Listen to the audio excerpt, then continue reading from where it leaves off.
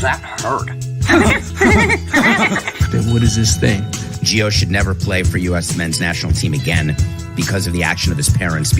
What an idiot! Oh! What type of Muppet does this? It's Muppets. Absolute Muppets. I'm not going to be the best person to give a whole explanation here, but that's... Booty! Sick! Booty! Fucking deal with it. What are we really doing? Yeah, I can agree with that. A zebra in between a tarantula and an elephant Has been nothing more than a sham. Yeah, we didn't play well, but you know what? At the end of the day, we got the job done. It's going to be a good time for sure. Oh, sex with the first cousin would indeed be incest. And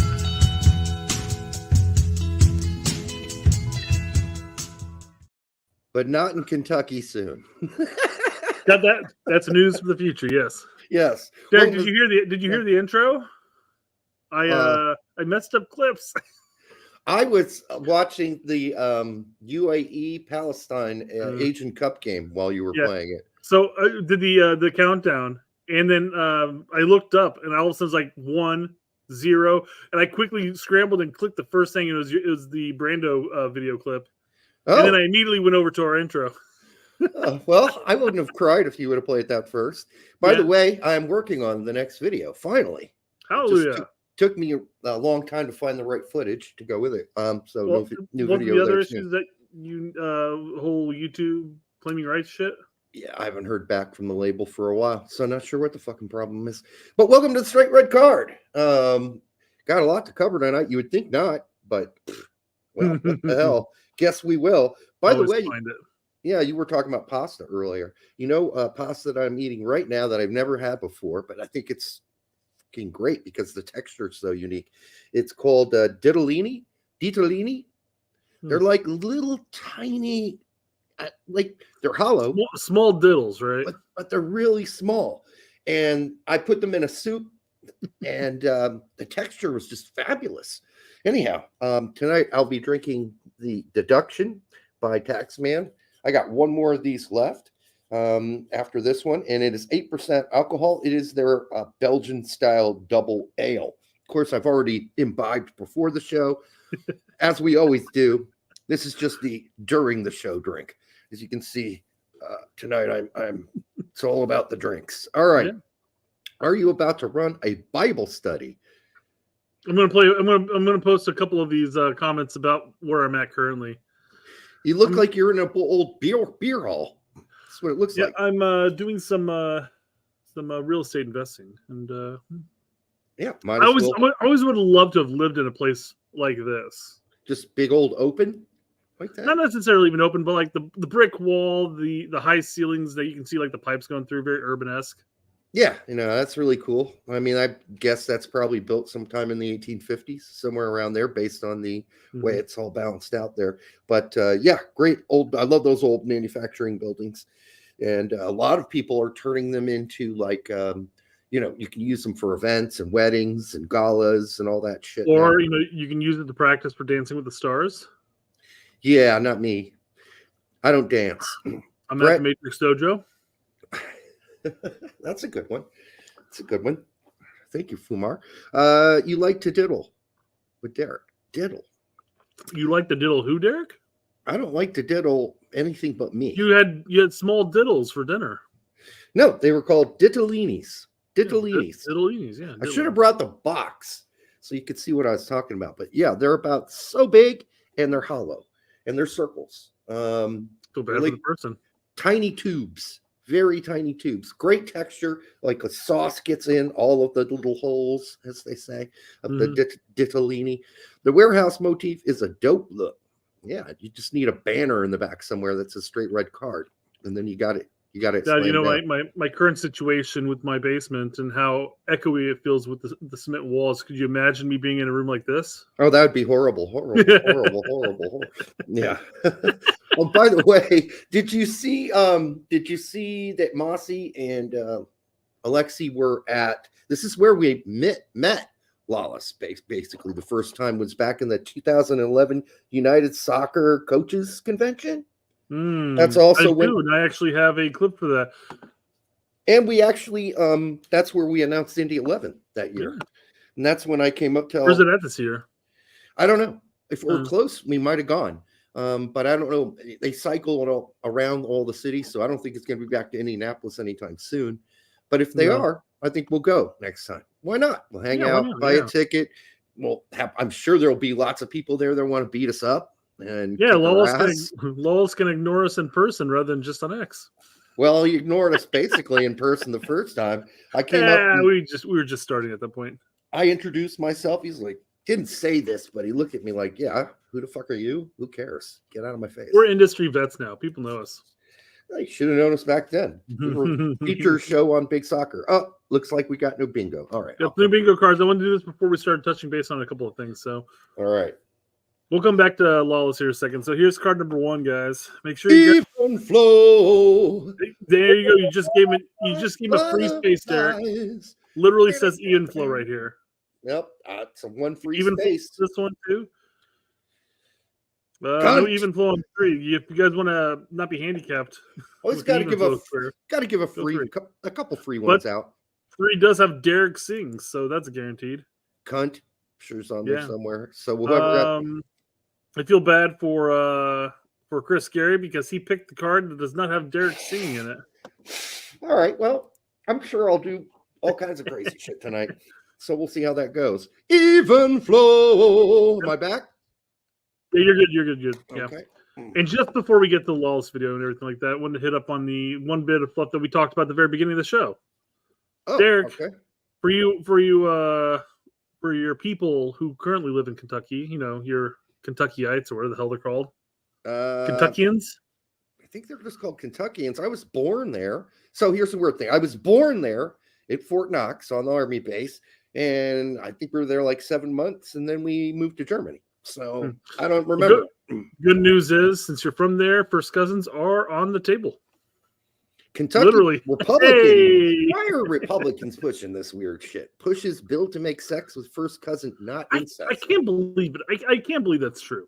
I want to say that this has to be a joke. I mean, this must be some super libertarian-ass Republicans who are like, hey, man, don't tell me what I can fuck, all right? There's 45 people in my town, and 3 of them are my cousins, so come on, what am I supposed to do? We're all related here. What am I supposed to do? Who am I supposed to make kids with? I'm a Kentuckian currently. Dragon? Oh, my God. The good Lord. Jesus Christ, that's a horrible name. Also, I did move back there when I was in high school. So I was born there, left, and came back when I was like 15 and 16. That's when I played on the high school team there at Fort Knox.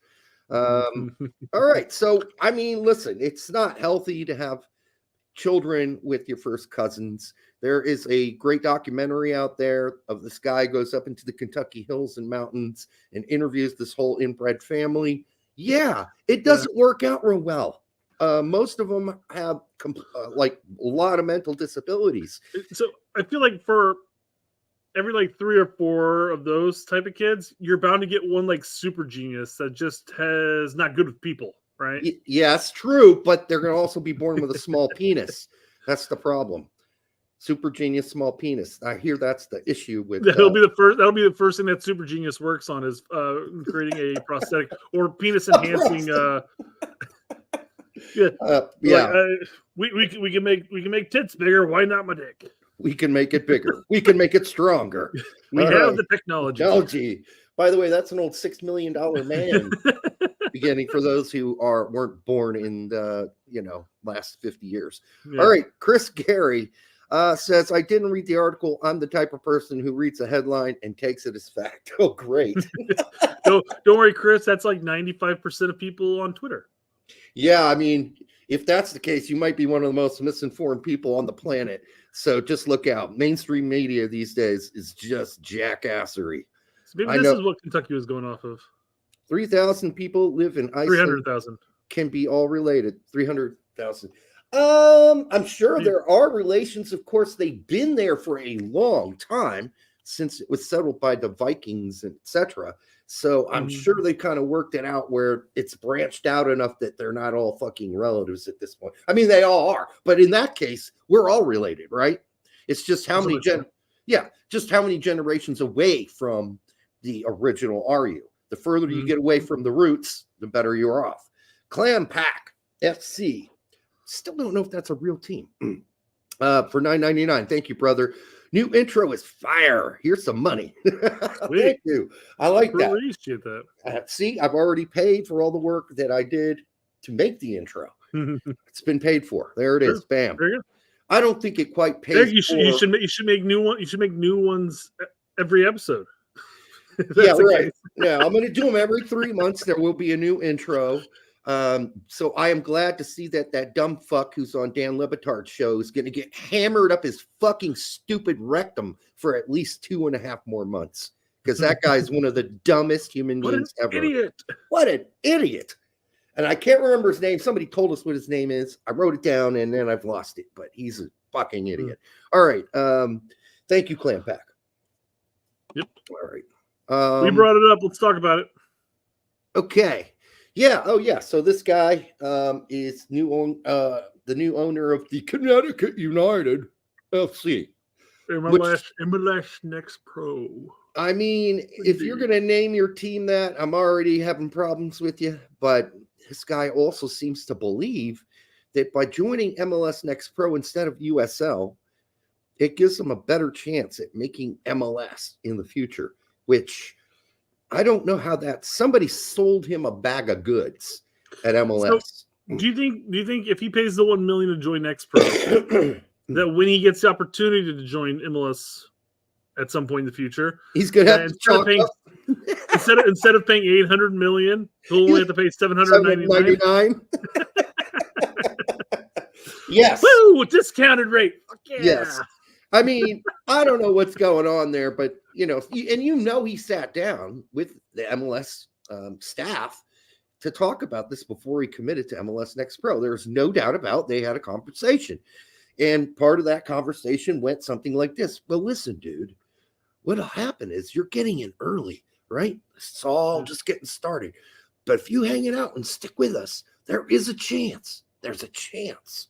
Yeah. So you're saying there's a chance? Yes, there's a chance. So you could come in the league at a discount price. We'll give you 20% off. So, Chris, I was about to ask you if you got your season tickets already, but it sounds like you're not a fan of this team. Bridgeport, Connecticut will have an MLS team. There's no way he says they will. Yeah. It's a shithole, and I don't think there's demand for an MLS team. I'd agree with you on both. And, I mean, listen, you already got the Revs, and nobody goes to that from Connecticut, and that's like literally down the road. It's not even that far. And why do we need Bridgeport to have an MLS team? I don't know. Doesn't seem like it's necessary to me.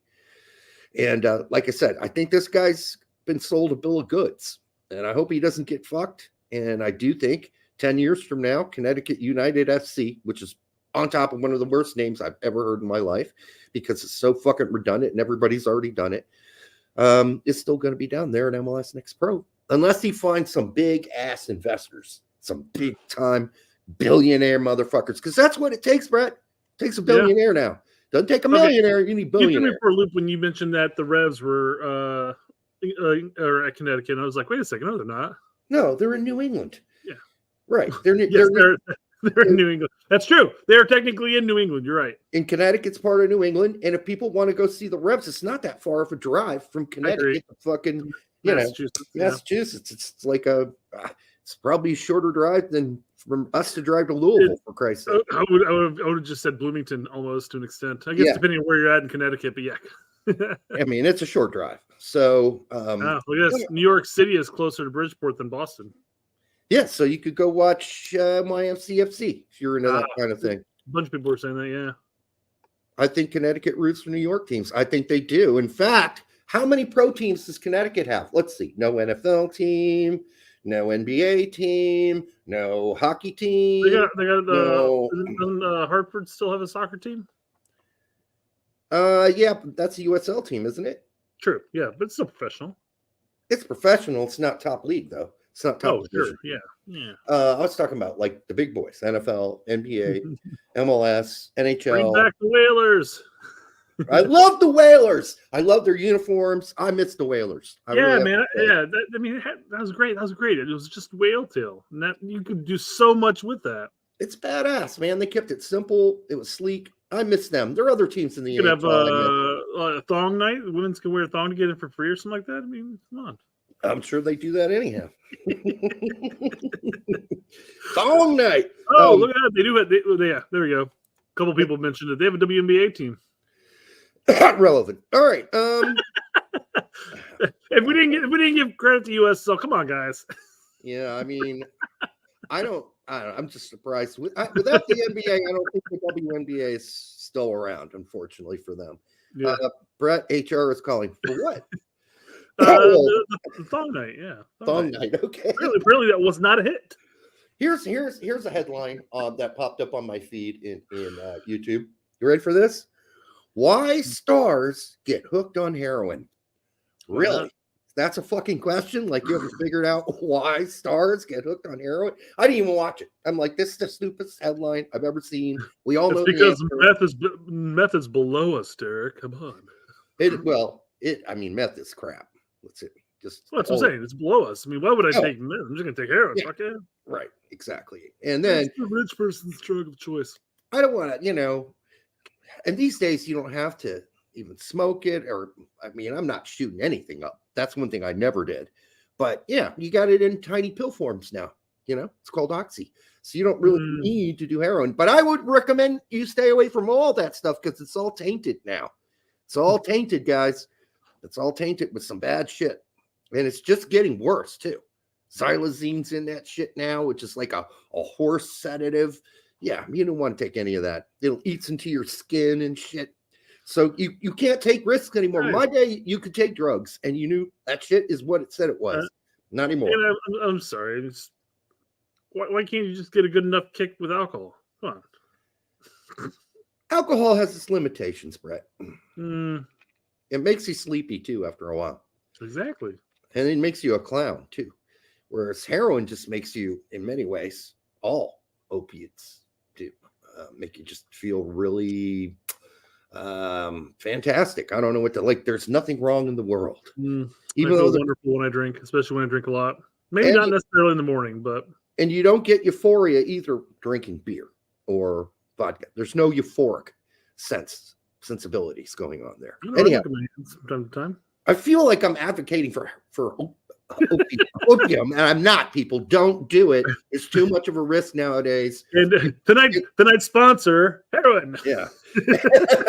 And you can get hooked so easy. People get hooked on that shit so easy. Now, I never did, and I know a lot of other people that did it. I never injected, but I smoked it.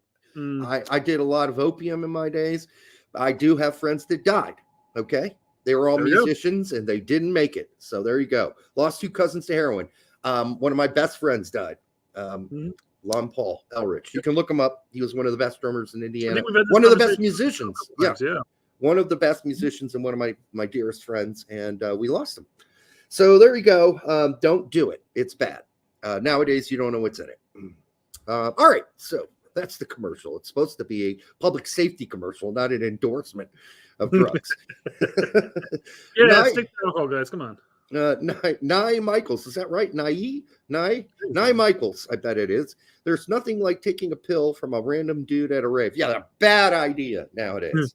Very, very bad idea. I mean, like I said, it was supposed to give me acid, but it turned out to be aspirin. Or it could have turned out to be anything. Man. You could, and did you hear that Bill? Who's the owner of the Colts? Bill. He just he had an overdose in December. It just came. Ursay, but it's not Ursay. Yeah, it is. Isn't it Ursay? Yeah. Wait, who's in? Now I'm wondering who's in the 11's manager again. Oh, that's Ursel Osimir. Ursel. Okay. No, not to be confused with the owner of the Colts. Yeah, it's Jim Ursay. Bob Ursay. The Ursays. The Ursay. So he just had an overdose in December. It was reported in late December. So we've known that he's had that problem for a long time because he was arrested for it a few years ago, like 4 or 5 years ago, in Noblesville, by the way, where he used the escape secret route underneath the courts to escape the press and the media. Like a lot of people don't know, there's an underground tunnel from one court to the old court, and that's what he used to avoid the press. I've been down that tunnel. It's kind of creepy, but kind of cool to go down that. Like, it goes underneath the street and attaches the two old centers. But he's had a problem for a long time, and apparently he overdosed, and they found him on his bathroom floor. So don't do drugs. Don't do drugs, okay? Drugs bad. Drugs are bad, okay? All right. Okay. Nye apparently rhymes with high. So I got it right.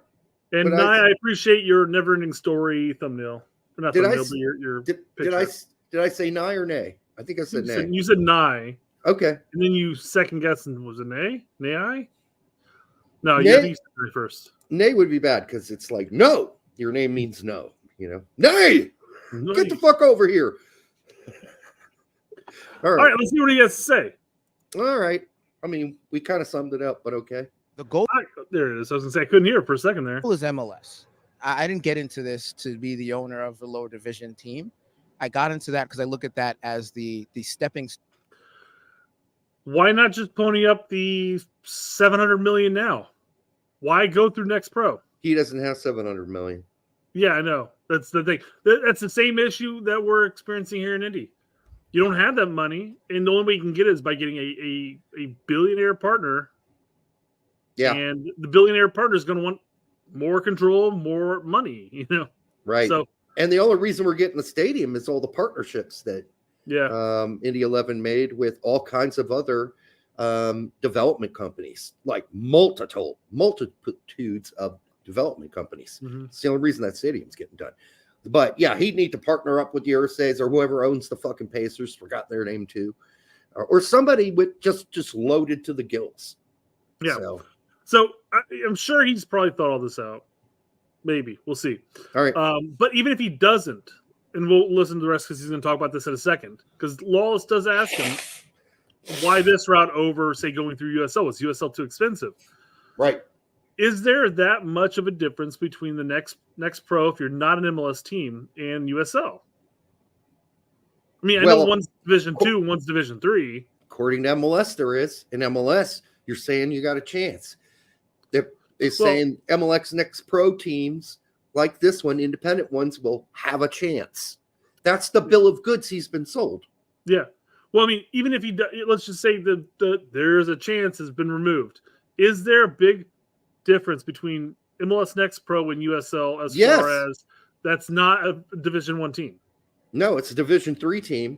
And so USL would make a lot more sense. It's just a lot more expensive to get in. It's like, what, $30 million? 20, I think. I thought it was going up to 30. It might have gone up to 30. But yeah, I'm just saying, he could spend 30 million, or he can spend 1 million and basically have the exact same thing, but under an MLS umbrella. And I'm not going to say anything's going to benefit him here, but not really. He's going to be stuck there 10 years from now. All right, but let's play it anyhow. Assuming that the team lasts 10 years. That's possible, but it's also possible to go under. Probably not. Going for something bigger, right? And so what I've been telling people is that we're going to build the foundation, right? Both literally and figuratively to be the next expansion team in MLS. And I think that is three core things. We already have on paper with the data the best expansion market, right? In terms of streaming, subscription, less competition, more Fortune 500 and Fortune 1000 companies per capita than any other potential expansion market. FC Hartford. And so now we are launching a free youth academy. I'm sorry, can you what's up? Yeah, I mean, there's already a USL team there. This was in Bridgeport, correct? I guess, yeah, that's what someone said. Bridgeport has a population of just shy of 150,000. Yeah. And they want an MLS. I mean, I know that obviously there's surrounding cities and stuff like that. Right. And you can even branch out in the Massachusetts and New York and all that stuff. And it's full of rich fuckers. But that, Connecticut. Oh, yeah, yeah. 100%. Yeah. Yeah. But it's like, is that the market? I mean, I know that there's money there, but is that the market? Right. This is a big risk on his part. He's saying there is. So there you go. We can let him finish. Yeah. Okay. Youth development. There's a whole lot of leagues saying they're about youth development, but their academies are subsidized. He's right on this point. I mean, assuming that it's all free, of course. A lot of times, the MLS academies, early on when they first started, they started broadcasting. like Chicago is a prime example of this. Now they've changed it, of course. They've gone from U8 all the way through the academy itself free of charge. But what Chicago used to do is the academy, which was U16s and U18s, were free of charge, but the U8 through U14s were charged out the wazoo. Pay to play, yep. So it is and it isn't. He's right there. I agree with that point. Yeah, but and Chris asks, hold on a minute. Where's there a soccer stadium in Bridgeport? I don't believe there is one, but what he's saying, he's going to build the foundation, both literally and figuratively. Literally probably means a stadium, would be my guess. So, I mean, he can chuck that up to that's another $50 to $80 million there just to build a small stadium. So I don't know where he's getting that money, but all right.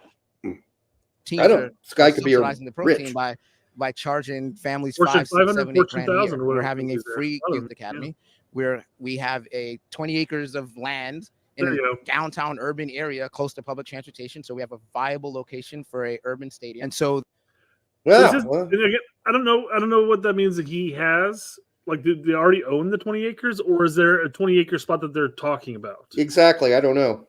Because, I mean, we could say, well, there's a 20 acres worth of viable land downtown Indianapolis that's not being used. And yes, that's true. There's a bunch of old factories and shit like that we could tear down. And it took us years to get it. Yeah. So, years. I mean, I guess I don't know what that means. I mean, there's plenty of acreage downtown. Right. So in Bridgeport, I would imagine there would be too. So I keep pulling up Chris because he's the local here. Because my taxes are going up. They're building one by 2025. There you go. Okay, maybe they do have the land. And I guess they're building a stadium, which I'd like to know what the cost of that up. More than likely, if Chris is implying that taxpayers will be forced to pitch in to build that stadium. And we've seen that. That's more or less what Lucas Oil is at that point. Yep. I mean, Indiana or Marion County and then the surrounding counties are all paying for that. Yep. And it was pretty typical for a long time. This new Indy 11 stadium was basically does not involve taxes from anybody because that's what the original proposal was. And the public said, nah, that ain't happening. We're done paying any more taxes. Fuck off. Much. Yep. All right. So that's it, right? No more there. Yeah, I don't really. Lawless goes into the whole the USL versus MLS Next. I guess it's a couple seconds here. We've covered it though. You know, that's the problem. Sometimes we drag out these sections too long, and then we're surprised when it's 2 hours into the show and all we've talked about is fucking Bridgeport, Connecticut.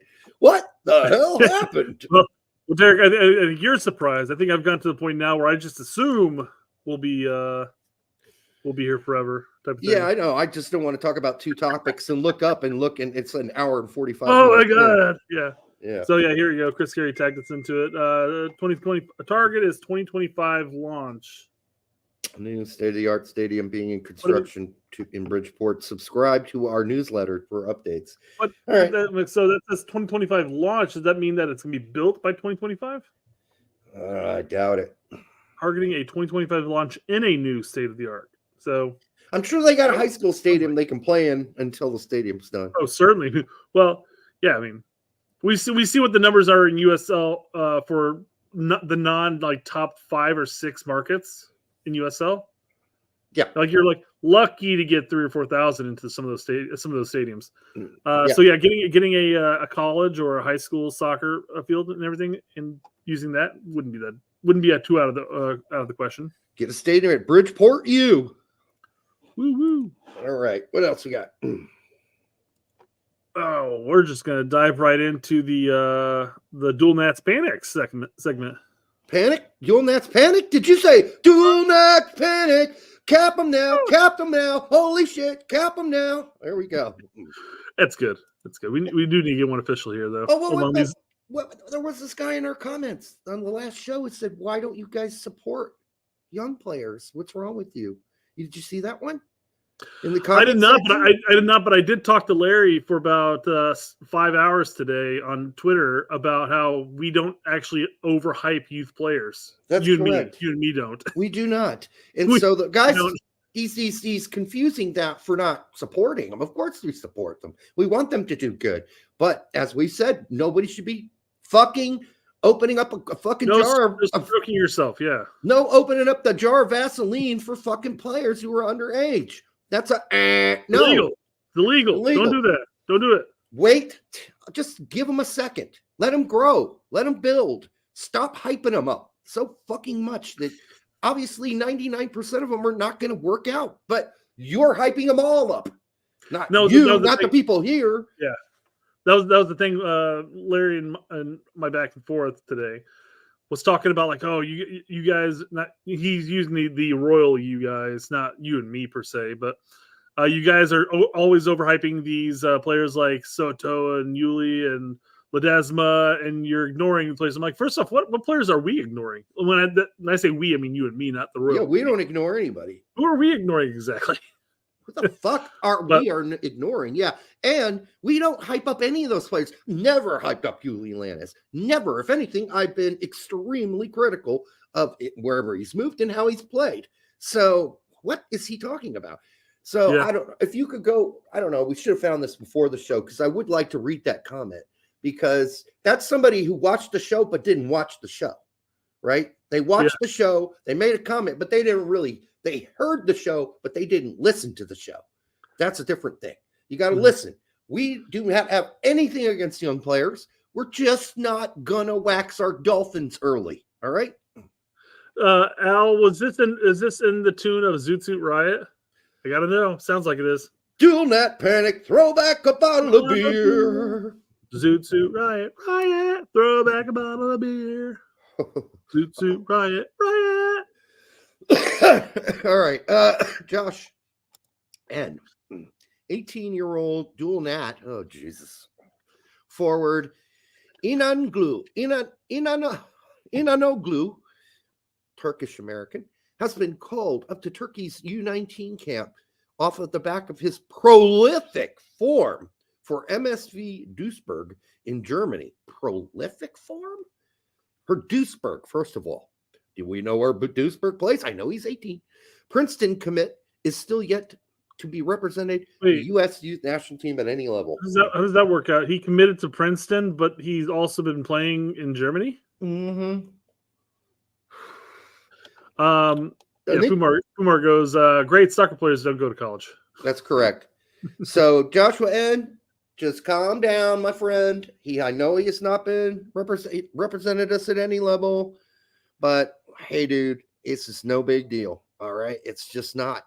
If you were 18 and you were playing in the Bundesliga, I might break out like maybe a dab. Okay. A dab of Vaseline. But this kid is playing at Duisburg. Do you know where Duisburg is? Do you know what league Duisburg is? Come on. Yeah. Let's chill out here. I thought that was all made up words, quite frankly. Oh no, Duisburg's a real town in Germany. Do they play in the city of Borussia? There's not a city named Borussia. No, if you guys want to get that joke, you can go through either Chris's or my timeline. People don't realize that Dortmund, even though they're called Borussia Dortmund, they're not in Borussia. They're actually in Westphalia, North Rhine, along with Gladbach and Leverkusen and Köln, and who else is there? Shitty team. Bochum. Okay? They're all in that clusterfuck area, North Westphalia or North Rhine, Westphalia. That is not Borussia. I think it was named after a beer at one point that was called Borussia something. You can look it up. It's on Wikipedia somewhere, and that's how they got the name Borussia Dortmund. All right. I think maybe that was Gladbach. I don't know. I can't remember. It's unimportant. Just know they're not in Borussia. All right. And there's no town named Borussia. All right. So yeah, no panic there. Exclusive sources have informed us, this is Youth Soccer Central, that these clubs are among the many who are excited to watch New York Red Bull rising star Julian Hall this season. Many hope he can pick up more minutes this year and become a pivotal player for New York Red Bulls too. Well, we've heard this story before, haven't we? Certain guy who's going to be going to was there at Salt in New York, then went to Leipzig, and they said, "Yeah, you're not ready. Bye-bye." Now he's going to Minnesota? This is the other, what's his name? Come on, help me out here. Young kid. Shit. But he barely got. Say the standing or say it again. Was it? He played for New York. He went to Leipzig. They said no, thank you. Now he's back in. Thank you. I was going to say Cade, but I knew it wasn't Cade's because then no Cade Cow. Yeah. So anyhow, this is fine. I'm sure he's a rising star who played no pivotal minutes for New York Red Bull. Two. They're hoping he can pick up more minutes in New York Red Bull 2, not New York Red Bull, but New York Red Bull 2. I don't know how we could call him a star yet. Can we relax? Can we calm the fuck down? Well, I bring it up because he's part of the dual panic. Yeah, I know. Now, with a name like Julian Hall, can you guess what his other American? Yes, of course. England. What's his other nationality? England. Read my Nope. guess. Nope. What is it? Ireland. Poland. Oh, that's his mom's side then. Because there are no halls in Poland. Yeah. I looked. I'm like, okay, what's his other nationality? And I looked and go, huh? Yeah. Ask Never Matt. guessed Poland. Ask Matt Miazga how that worked out. Don't. It's not a worry. It's too early to even be mildly even concerned. In fact, call me when he makes Red Bull the actual How old team. is he? Let's see. He is 16? 15. He's 15. Okay. Yeah. Way He's too early. 15, but I'm just saying. For that point, though, he's 15 and playing for their reserve team. So that's not bad. I mean, again, you're right, 100%. Way too early, guys. He's playing for the reserve team, which is playing other fucking reserve teams. Yeah, I know. He's playing other boys. He's not playing against USL men. He's playing against boys. So it's even hard to say, even more difficult to say, since he's playing against other boys instead of men, how far along he is. Mm-hmm. When New York Red Bulls were playing fucking USL teams, you could tell because the USL teams are usually full of players who just couldn't cut it at MLS, or they're getting older and they've gone from MLS down to USL. So you could tell when you're watching some of these young kids, like Jonathan Gomez, you're like, okay, this kid's got something. He's got something. All right. You can't tell anymore. They're playing against other fucking kids in diapers, for Christ's sake. Speaking of Miazga, you guys ever going to react to his interview on Football Americas? What did he do? Is there a new interview, or is it the one where he talked about how him and Greg didn't see eye to eye? Because we've already covered that, Joey. We covered that one. Joey, if there's a new interview, send it to me in a DM on Twitter. All right. Can we talk about Kevin Sullivan? No. We did that last show. GGG should have called him up. Panic, cap him now. Yeah, too early. Come on, guys. Too early. And I love that. All right, I'll read it first. Man City are front runners to sign Philadelphia Union attacking midfielder, a position that no one plays in the United States teams. Until very recently, by the way, because you'll watch this game this weekend coming up, and we will play the standard 4-3-3. That's a guarantee. I know you're joking, S27. We know you're kidding, dude. We know. If I didn't make that clear. So they're front runners to sign the Union attacking midfielder, Kevin Sullivan, who's 14 years old, nicknamed Captain America. What the fuck? How can he already have the term They've Captain already America? dubbed it. They've already dubbed it in the press, the rags over in England about it. Within the industry in England? Oh, boy. Who has visited Real Madrid, Bayern, and featured for Dortmund in the 2023 Kevin De Bruyne Cup? He's got his own cup already. Oh, my God. Would they hand him the cup out of his jockstrap? Here's Kevin De Bruyne's jockstrap. This is what you win for winning the Kevin De Bruyne Cup. His actual cup that was in his nutsack. Give me a break. Yeah, listen, it's great. We talked about this last show. I wish him well. He's 14. He's 14. Yeah. But I mean, so get excited.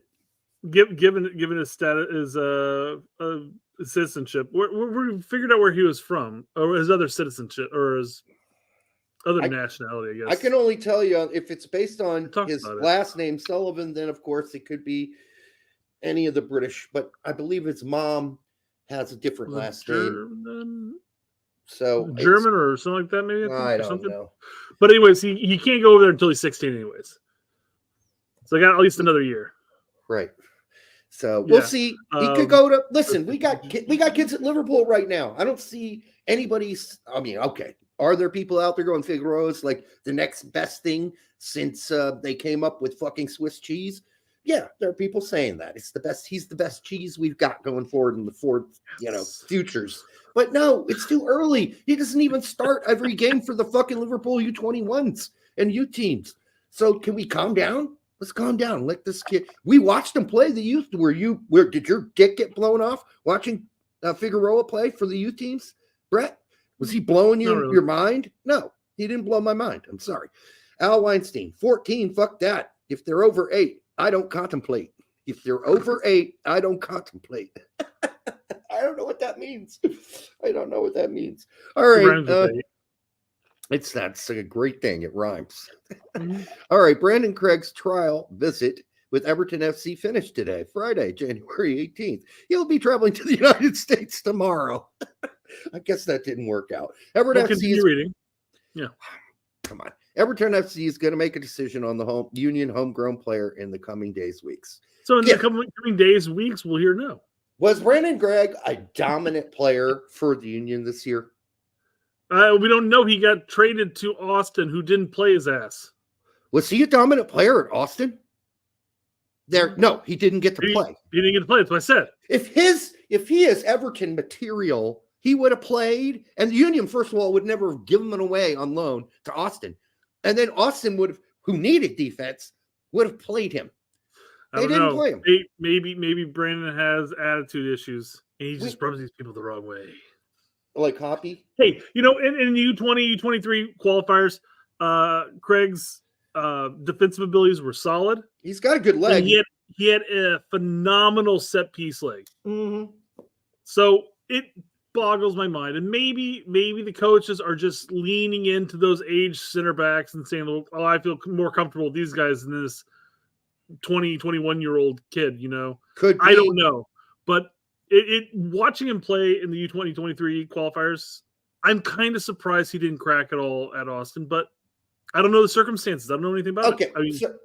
So he'll get signed. If he gets signed by Everton FC, he'll end up at Plymouth fucking Argyle, like 3 levels below, playing fucking on loan. So is it worth it? Probably not, but he probably doesn't want to hang out with the Union anymore. They don't play him. Doesn't want to go back to Austin. They didn't play him. He's probably a little frustrated. And I'll go anywhere, Bucket. This Everton deal is not going to work out. Sorry.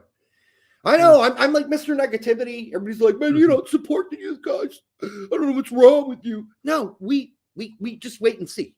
Because I'm not. And I've told the story before. I jumped on the Sullivan bandwagon many years ago, and he got injured. That's probably why that didn't work out. But I was all in on that kid, and it taught me a lesson. Taught me a very stern lesson. Do not get on board with 16-year-old kids thinking they're the fucking jizzicle of the world, because they're not. Yeah. And also, it's a trial, it's a visit, loan rumors. Guys, don't wait until it actually happens. Wait till something actually happens. Don't start blowing your load now. Like, oh, he's going to go to Everton. He's going to play in the EPL. Yeah. Kate Cal to Everton. Oh, my God. And, the other question you have to ask about Brandon Craig, since he's there on trials, did he let the manager pee on his leg in the shower? Because if he didn't. That was just a German thing. No, that's a whole manager thing in general. No shit. It's kind of like, I just heard this. I'd never heard it before, but apparently black comedians have to wear dresses. I didn't know that. But according to, what's his face, the comedian, that's what I guess the industry wants to do to humiliate black actors and comedians. And in Europe, the coach they have to wear it for what? When? Like where? In a movie, in a skit, on SNL, in a movie, blah blah blah. Because Dave Chappelle came out, I think it was to Oprah, and he told he had already heard about this. So when he was doing a movie, they said, "Hey, this next scene would be great if you would wear a dress." And he said, "I'm not fucking wearing a dress. Fuck off." So Cat Williams, thank you, Fumar. It was Cat Williams who came out and said, "This is true." And if you don't think it's true, ask Chappelle, ask any black comedian. They all get asked to wear a fucking dress in a movie, in a skit, whatever.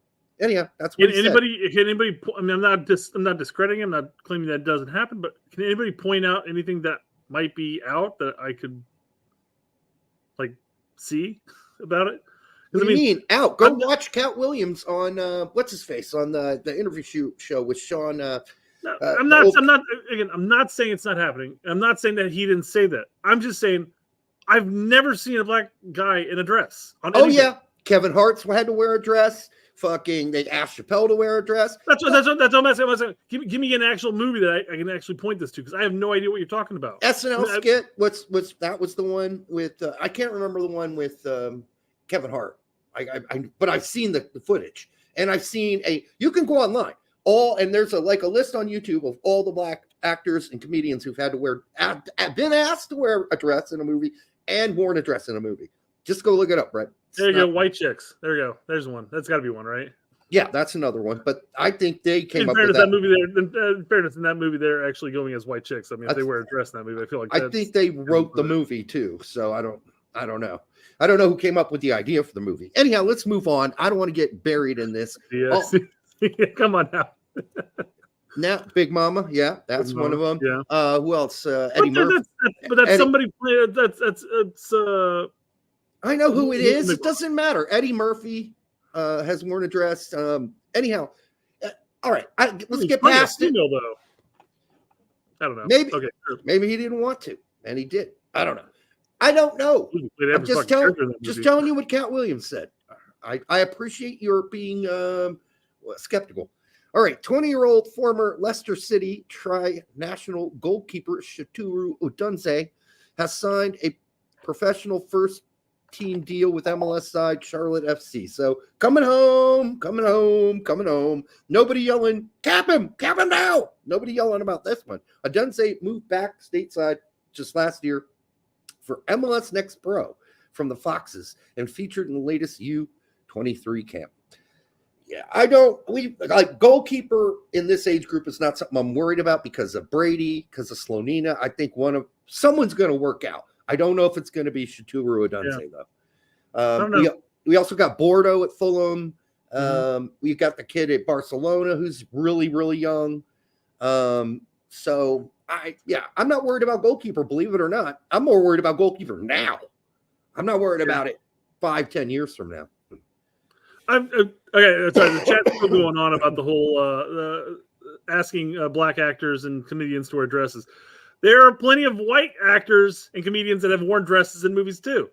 Off the top of my head, I can think of William Dafoe. I can think of Jim Carrey. Those are the first two that pop into my mind. Robin Williams. Robin Williams, yes. So I don't know if there's an actual shtick to try to emasculate black actors. There might be. I'm not saying there's not, guys. I'm just saying. I appreciate again your skepticism, Brett. But my point was not whether or not it was real or not when I brought it up. Sure. Okay. I was metaphoring it back to a prior comment I was making. Yeah. I'd be more concerned about men's fashion that are out where they have the all like men's fashion appears to be wearing dresses. Not that I would ever wear anything like that anyways. Like of that like Louis Vuitton, whatever the fucking high fashion shit is. You ever wore a kilt? No, I haven't. I have. Well, that's fine. There's nothing wrong with the kilt. But with underwear on underneath. Fair enough. Although you don't really wear underwear underneath the kilt. That's what I was told. I'm like, bullshit, I'm wearing underwear. Fuck this shit. Halter wears thongs apparently. So he heard. Yuck. All right. Gross. All right, what else we got? Let's see. We got more panic. Cap them down. No. We're not. Okay. We're off the panic train. In fact, we're off the panic train with Daniel Craig. No, it's Brandon Craig. I know, but still. Okay. We are still in the transfer rumor wheel here. Oh, talk about Gio. There's gonna be Gio until he's finally somewhere. Let's make this quick because we have beat this like a fucking dead horse. Don't worry, I've only got 3 tabs for him. Oh, fucking Christ. Borussia Dortmund is determined to leave. Gio Reyna is determined to leave Dortmund in January and has already been offered to top European clubs. Yeah, his agent is offering Reyna to other teams. Oh. So why wouldn't he have taken a loan to Mainz or a loan to, who cares if they're at the bottom of the table? You're right, Chris. I should have played this. I've got to play the clip, Derek. Go ahead. Transfer news, transfer news. Everybody loves that transfer news. But me. Don't sound so disheartened when I say I got to play that song. I didn't know like what clip, shtick, man. I didn't know what clip you were talking about. I just said whatever, play it. I didn't Fine, know get it over with. So, but the only reason why I brought this up at all is this specific tweet is because we had Diego on, and he talked about how it's not going to happen in January. This window, it's not going to happen. But all he may be wrong. He may be wrong. But then again, we always talk about how don't believe all the hype, don't believe all the rumors, don't believe all the posts. Because I'm sure he wants to be out in January. Will he? I don't know. I still don't believe so, but you may be wrong, but you may be right. You may be wrong, worry. but you may be right. All right. Reyna's been offered to many a different team. Oh, yeah. They're shoveling him out there. Even Nottingham and Forest got a call. Look at that. Look at that list. They could use them. The problem is a lot of these teams can't afford them. Not what his agent is peddling. So Reyna's going to have to take a pay cut if he wants to go play at Forest. He's going to have to take a pay cut if he wants to play at Monaco. You're going to have to take a pay cut for almost all of these teams based on what he probably projected where he was going to be at prior to this horseshit going down with Terzic, right? He makes his gross pay right now is 2.5 a year. Right. Pre-Terzic, I'm sure Reyna was thinking, well, I'm going to go somewhere and make 3 a year, 4. Now he's going to have to take a pay cut. Going to probably be in like the 1 mil area. That's what I'm saying. And don't go to Benfica. Was that on there? Yeah, it's right there. Yeah, don't go to Benfica. Fuck that shit. Nobody ever works out. A lot of French sides, a couple of English sides, but you know what? What I don't see is another English side that got rumored recently. I don't see any other German sides either. I don't buy any of this shit. I'm sure he's peddling them. I don't doubt it for a second, but how many of these teams that we've got up there are really showing any interest? We do not know. Would you all like this move? I mean, 20 million. I mean, Dortmund would be, I'm sure, happy to get 20 at this point. Well, I mean, I imagine they're sitting there going like, well, that's the highest we're going to get. That is the highest they're going to get. Yeah, it's the highest they're going to get. It wouldn't be a horrible move. I just don't think I'd want him to have to endure the Premier League, which is hyper microscopic. You mean you are under a lens? And just ask Bradley. He got to play, 2 games? He came in off the bench, played bad, played another game, played bad, and he was done. But I mean, when Gio finally gets in at Dortmund, how often do you see a bad game by him? That's true, but this is going to be another level of speed. Not that he can't handle it. It's just going to be a wake-up call. I'm sorry, but the EPL just plays it's just a different rate. It's crazy. It's hectic. It's hectic. Germany, not so hectic. It's not it's not hectic. But Premier League ball. Adams made the transition fine. He plays center defensive mid, not Fair CAM. And not that Aston Villa couldn't figure out a way to use them, because they could if they had the patience and they spent the right time with him. And they were, again, patient. Patience is not something that you find in the EPL much. You find patience in the Bundesliga. You find patience sometimes in Italy almost. We're seeing some patience there. And trust. But you don't get patience or trust is not handed to you on a plate in the Premier League. Mm-hmm. How many great players have gone there, or supposedly players that we thought were going to be great that weren't great anymore once they got there? A lot. So I ultimately don't see a January window, regardless of how much his new agent is pushing him. I'm sure he's reaching out to all the clubs and saying, "Hey, you want him?"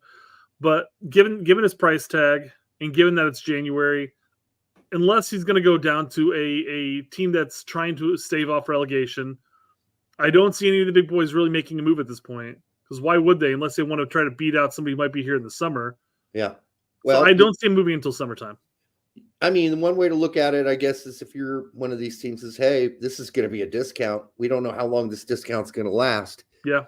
So maybe you jump on it there, but you may be right for all I know. Wait, no, it's the wrong part. You may be wrong for all I know. You may be right. So we don't know. We don't know the answer. No, absolutely not. All right.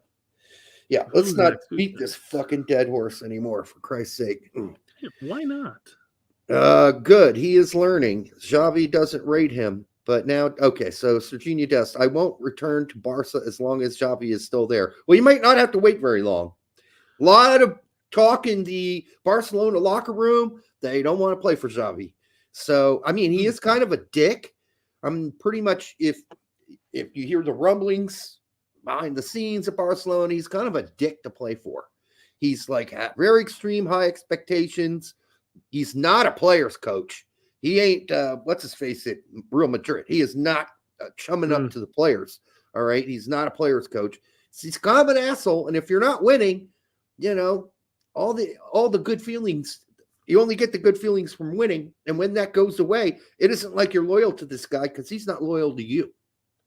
He has it's not reciprocal. He's not a player's coach. So, yeah, guys like that get thrown out by the players, or guys in the locker room are ready to get rid of guys like that. So he's It was to say, quite frankly, Dust doesn't have to say this fact at all because he's still a Barcelona player. He's on loan unless somebody wants to pony up a transfer or take another loan out for him. He's going to go back to Barcelona in the summer. Yeah, I wouldn't have said this if I were him.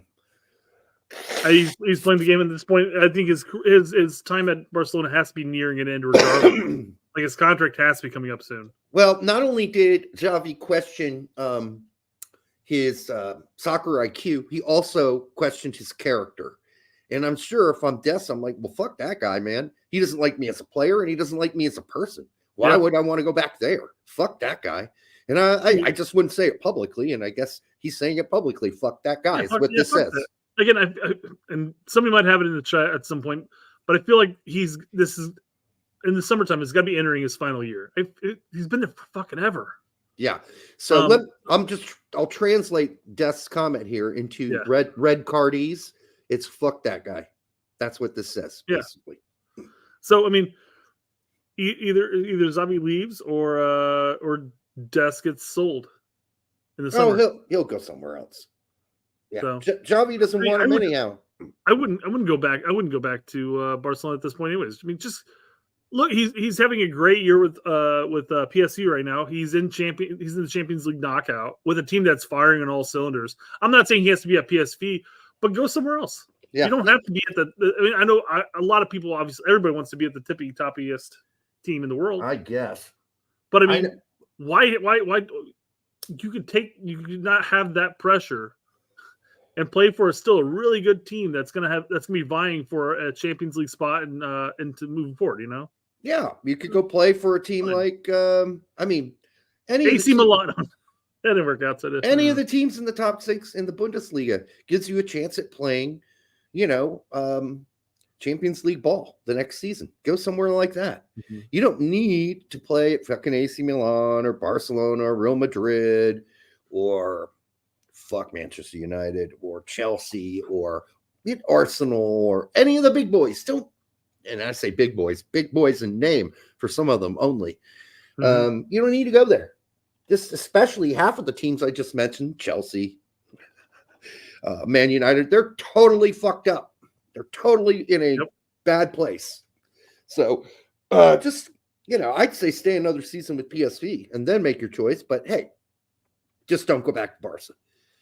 All right, that's enough of this. I mean, I'm glad he said it, but maybe he shouldn't have.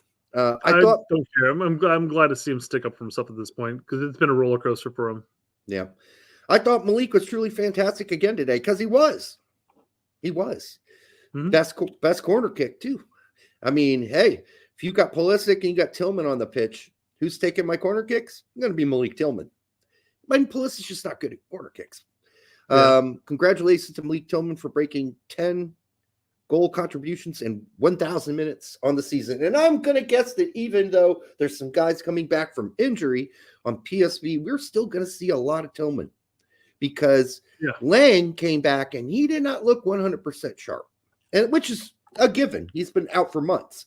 But I don't know. I think that Bosch actually respects the kind of player and the kind of creative player that Tillman is, where Lang is more of a speedy hammer. You know, I don't think you can compare the two players. Well, I know that the PSV has come out and they flat out stated that they want to keep their American trio. No, they're not going to be able to keep Dest because Dest mentioned how he doesn't necessarily want to sign with PSV, but it could be a good move for Malika, assuming that they pay Bayern enough. Yeah, another year there would be great, and then the ceiling is not existent. Who knows? If he duplicates this plus extends it next season, I mean, yeah, PSV will absolutely be able to bank off of a transfer. Well, I'd stay also because you're going to be playing the Champions League again next season. Yep. Like, I mean, why not stay another season? I don't know. I mean, great player, though. Great game. Love watching PSV play. It's a lot of fun. Wish Pepe would have gotten a little more than 8 stinking fucking minutes. I mean, I thought for sure he was going to come in the 70th, 75th, 65th. Nope. 8 minutes to go. I'm still waiting for Pepe to come on the fucking pitch. Hey, you know what, though? I saw that you responded to a small little snippet of where somebody couldn't thread him the ball, even though he was wide open. Yeah. And you're like, well, at least they're looking for him. They are at least looking for Pepe. Unlike Josie. Unlike Josie, Pepe scores for PSV, and he did not score for Sunderland. Well, my point being, even when Josie was wide open with Sunderland, yeah, no one passed him the ball. At least they're looking for Pepe. Like, they trust Pepe. They know. And the guy was upset that the pass didn't go through. It's not like he's like, I'm going to miss this. That's my bad guy. You know. Yeah. Fabrizio Romano, understand Como SC sent a proposal to St. Louis City for striker Nico Gioacchini. Gioacchini has agreed to terms with Como. Now it's between the two clubs. And then this was shat on by Manuel Veth, who said this is all, there's no contract, no offer has been received by MLS or St. Louis. So no, this is not happening. And this is saying something because Fabrizio usually gets them right. Well, technically speaking, they could both be right. Because basically Fabrizio is saying that it's been agreed by the player and both teams. Now they're just waiting for MLS to approve the paperwork. Maybe when Manuel reached out to MLS, maybe the paperwork had not been sent, or maybe it was sitting on their fax machine. I don't know. But it's possible that they may not have had the paperwork at the time Manuel asked. I don't think Manuel would say that if he basically shut down the whole thing. Manuel said, no, nothing's been received by St. Louis. Nothing. No offers. Did he say St. Louis or did he say MLS? St. Louis. Oh, okay. Well, that's different then. So Manuel says nothing happening at the St. Louis end of things. And maybe, there's a fax issue because motherfuckers still use faxes, fax machines to send over offers, believe it or not. Not everybody, but a lot of them, the older clubs still do. I like the scene from Ted Lasso in the first season when they're up at to play Everton. And he's trying to fax in his divorce papers to his wife and everything. And they're like, hey, do you have a fax machine? The guy behind the counter starts laughing. He goes, oh, no, you're serious? No, I don't, but let me see what I can find out. And he's like, there's a fax machine about 6 miles out of town this way. Right. He's like, you know what? I'll just go to this guy who has carrion pigeons. That's probably Yeah, it's probably more reliable. But anyhow, this would be an okay move for Gioacchini. I don't think it's a great move. I mean, Como are near the top of the table in Serie B, so there is a chance that he could play. I think he'd do really well there. I think he'd do really well. And we could have, a handful of Americans then fighting for promotion into Serie A next season. But likely if Como go up, they will be going back down the season after. But that's okay. I'd say fine. The question is if the player wants this move and he's already unhappy with being at St. Louis, obviously. He's only been there for a season and a half, 2 seasons? Well, 1 season. 2 out of 3. Was a 3-year contract though, right? But he came when St. Louis started with St. Louis. So they've only been here 1 season. He's only been here 1 season, huh? But he had like 10 goals and stuff like that, or whatever it was. he's probably pissed because like, hey, I came back here, I played really well, did pretty damn good for my first season back, and didn't even get a sniff, not even a contemplation. Gold Cup, no. Yeah, that was fucked up. Fucking whatever the January window that we got this weekend. No. Yeah, I mean, I don't know what he's got to do. Like, why am I here? I'm going to go back to Italy, eat some pasta. I don't know whose dick he's got to suck on the U.S. men's national team to get into the fucking, camp cupcake. I mean, that's unbelievable. But, yeah, I mean, other guys in Serie B are getting called up. Lund, Testament. So why not? Yeah. That looks like a better prospect. Fuck it. Yeah. Fuck it. Well, it's not like Berhalter doesn't have experience with him. He called him up the first Gold Cup they played, and he was like arguably like the second best player behind Hoppy. Yep. How does that to go back and say that? I know. Both of those guys are kind of out of the picture at this point. So, all right, what else we got? We'll see what happens with this. We're moving on from transfers. We're done with transfers, guys. Silly season's over. We're done. Yeah, right. We got another fucking 20 days of this. No, we're moving on to the Young Male Player of the Year award. And the young player was Kevin Brady's. He goes, who, I won. Good for him. These awards are so fucking meaningless. It's just like the player of the year award they gave it to fucking Messi. It's like they didn't tell anybody, and they did apparently. They were supposed to take into account that the World Cup did not count. You cannot vote for it based on the World Cup, and they still did it because the World Cup was back in 2022. Yeah, not 23. What did Messi do in 23? He came to Miami. Hoorah! And sat most of the games.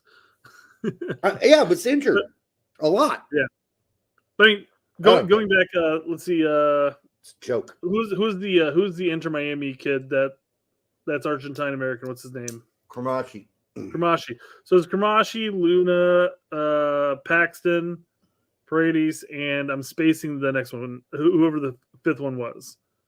And we sat down and we talked about this, and you almost had to have given it to Paredes. Mm-hmm. He's cracking the U.S. men's national team. He's cracking into Wolfsburg. I mean, who else are you going to give it to? Who else are you going to give it to? It made sense. This one was not the big surprise. No, it's not. But he had some things to say about his time at Wolfsburg. It's definitely been an interesting 2 years since I've been here. Not what I imagined in terms of starts and playing time. Wow. And I can say I'm a bit frustrated, but I think that's all part of the process of becoming a footballer, moving from the States to a top 5 league in the world. So he had, I don't know. So there's two things here. One, his expectations weren't in line with reality, number one, but that's fine. I'd rather you have high expectations for yourself and then have to be a little humbled and come back down to earth than somebody like Mihailovic, who had no expectations for himself when he went to Holland. Zero. Didn't even try. I mean, he tried. He was there. He was on the pitch, but he didn't demand the ball. He didn't take the bull by the horns. He didn't say, I'm going to be a superstar on this team. It's like he got there and he's like, yeah, I'm supposed to be doing this. So here I am. Because they told me this is what I need to do to make the U.S. men's national team. So here I am. Didn't work out. Oh, okay. Back to MLS. This kid had higher expectations than that. He wanted to be a superstar. Now, that doesn't always work out. Look at Che. Justin Che came in like, I'm going to be a badass.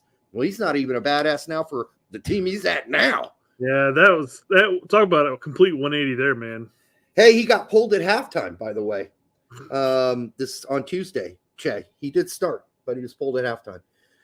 And he was playing right back, which isn't totally out of character for him, but no, that's got to be humiliating to be pulled at halftime as a right back. It's never fun. Ouch. Yeah. All right. Yeah. So Paredes won Young Player of the Year, and we move on because again, not a big surprise. And we're moving on to the U.S. men's national team Player of the Year. There's a lot of talk when it came out because obviously most people are going to say, well, it's Pulisic. It's Pulisic. Great with the national team. He has had a great half of the season so far with AC Milan. Not so great half with Chelsea, of course. But who's he competing against at this point? McKennie. Weston wasn't in there. Weston wasn't on the five. I know. It was a total oversight. Neither was Robinson. Robinson wasn't in there. Total fuckfaces who came up Maybe with this. Weston was. Robinson definitely, I think, should have been on there and should have been Yeah. a lead fucking candidate. He should have won the fucking thing. He has played nonstop for a top 10 team in the fucking Premier League and been a star on that fucking team all fucking season long. He's also gone up several levels as a player in the last year and a half. It's so obvious watching the games. He got fucked by some guy who's played for fucking 5 months. Played well for 5 months. And I'm not saying Pulisic hasn't been fantastic at AC Milan. He has been, but it's 5 months, not the whole year. Yeah. It just fuck. Well, I mean, and not only that, but Robinson had a great year with the national team too. Yes. Scored several goals. He's been improving. His left side is always short down. But this isn't about who the best player is, unless is that the award? It's called Best Player Award. Best U.S. Men's National Team Player of the Year. Well, I guess Pulisic still is the best player, but did he have the best performance all around for the whole year? No, that would have been Jedi. No, yeah, that's the thing. They're taking into consideration obviously the time of the U.S. Men's National Team, but also their club. And yes, BMR, I agree. Jedi should have been nominated at the very minimum. Oh, at the minimum.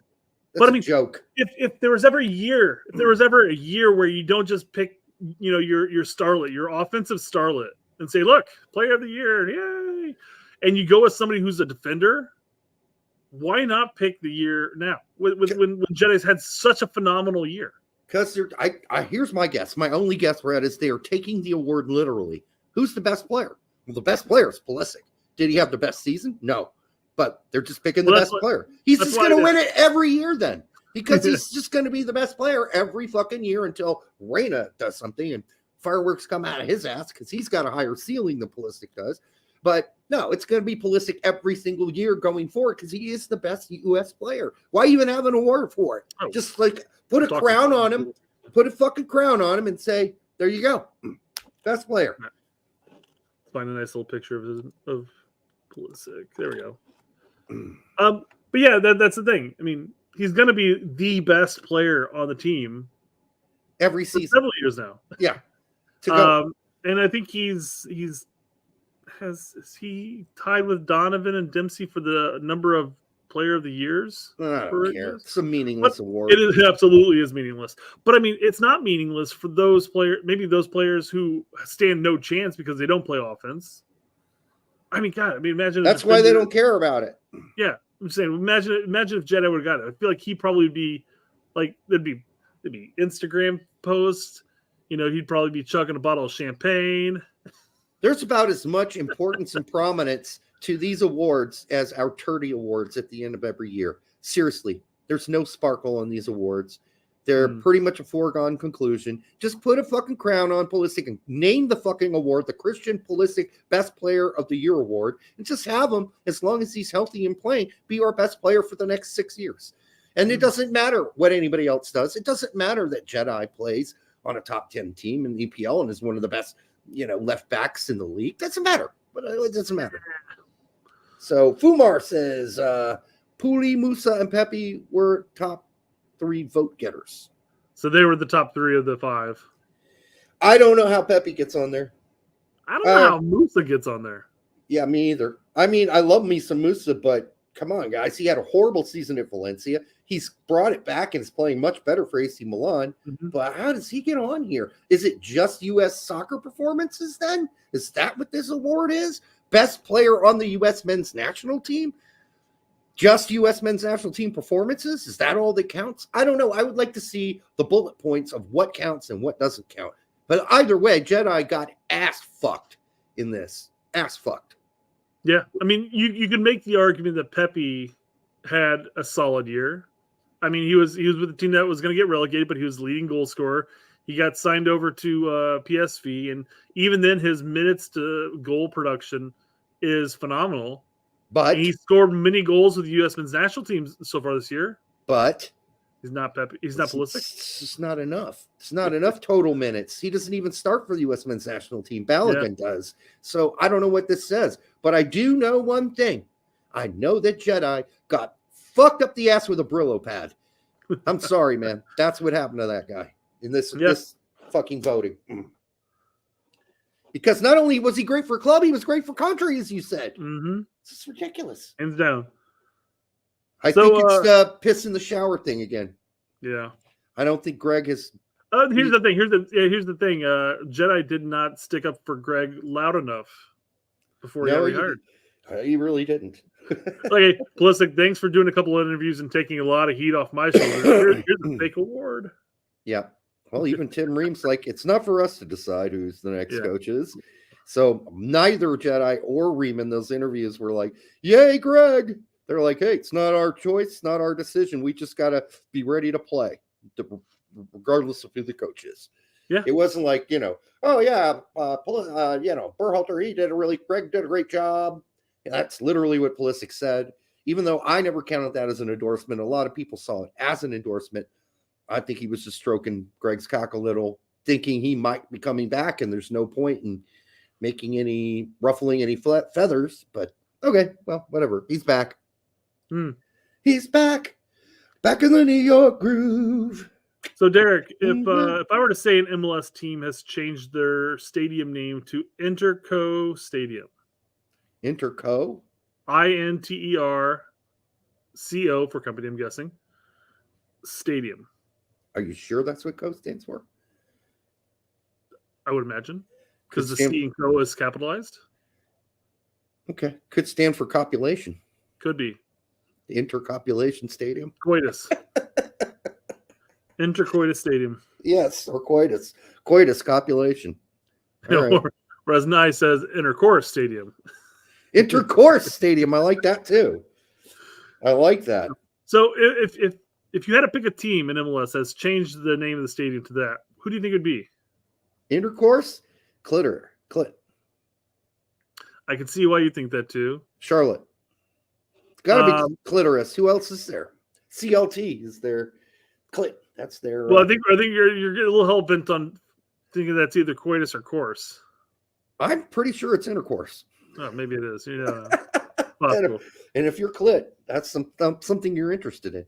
So I mean, Interco Stadium would make me think probably Inter Miami, personally. Oh, because of the Inter. Yeah, whatever. I'm just saying. If there was a team that you would not, if there was a team who could name their stadium Inter, that you wouldn't want it to be Inter, who would it be? Clit. Orlando. Welcome to the city beautiful, and welcome to Intercourse Stadium. It's just a stadium of orgies going on everywhere in the stadium. Just orgies everywhere. Wait, you went with the name of your rival when selling the stadium name rights? Wowzers.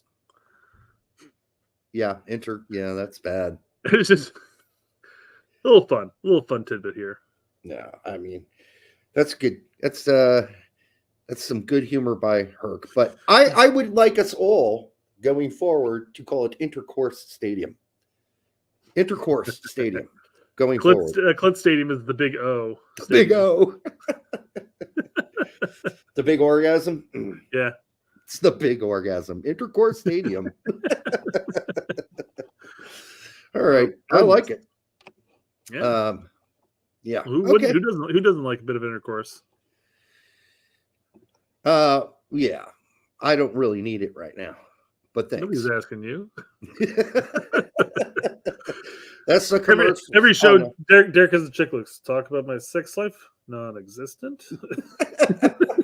But I still go on the X hamster commercials. Still get me every time. All the grandma porn. Old pussy is better than no pussy at all. Old people need fucking too. And the ad is like, this is not a joke. You must join this site and fuck old women, or you will be banned from this site, or something. That's how the commercial goes. You're like, fuck off. They don't believe Derek's on there. He gets the advertisement. Tiffany, 40, lives 3 doors next to you. What the fuck? No, those come up on the side, right? Yeah. But it's so ridiculous. Do they have an algorithm of what I search? Because that commercial ain't going to do it. I mean, Sure they do, it but- ain't doing it for me. Old women ain't doing it, guys. That's why I'm not interested. So, all right. Yeah. Speaking of it, of Well, course. All right. What else we got? We are merging onto our main topic. Only an hour and 20 minutes into the show, guys. We're virgin cruising to this one. We're virgin onto the main topic. All right. Yeah. And that is what? That is youth players going forward? Yeah, U.S. Men's National Team generation. And can I wrap up a few Yanks abroad? Oh, absolutely. Weah went 33, by the way, in that win for Juventus, where McKennie had the yellow card suspension, so he didn't play. And Allegri's already mentioned that he's slotted for this weekend. So, oh fuck yeah! I mean, is there any doubt? Fucking McKennie's a badass this season. God, he's so good. I'm really proud of him. Like if I could pat him on the back and say, brother, I mean, I just have to say, you came back after that Leeds debacle and you said, I am fucking showing everybody what I'm really made of. And Jesus, has he ever? Gives me the willies. That. I wanted to cover this. I meant to cover this real quick. I had this saved, but I guess I didn't ever pulled it up. Apparently, Greg and Reggie have mended the fences. Right. Well, okay. So Reggie Cannon's sort of an outspoken guy, and he did that interview with Herc? Was it with Herc?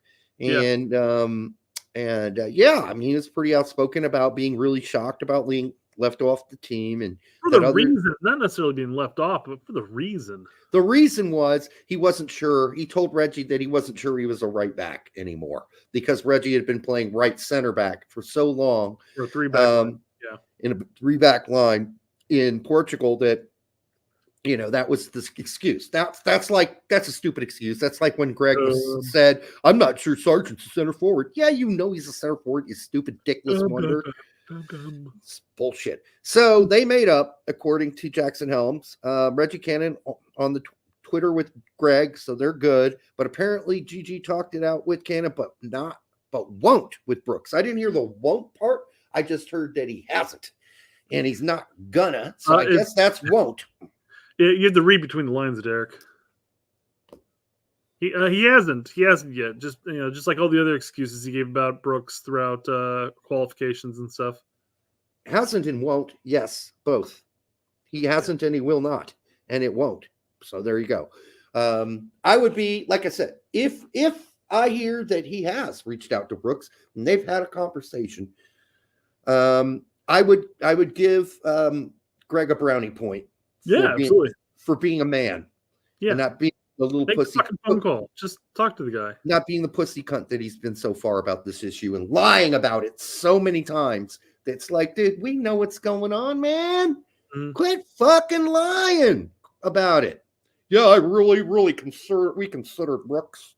We really, but there's so many great center backs out there playing in top leagues. Oh, yeah? There's so many center backs playing in top leagues. Tim Ream, Richards. I want to hear from Brooks.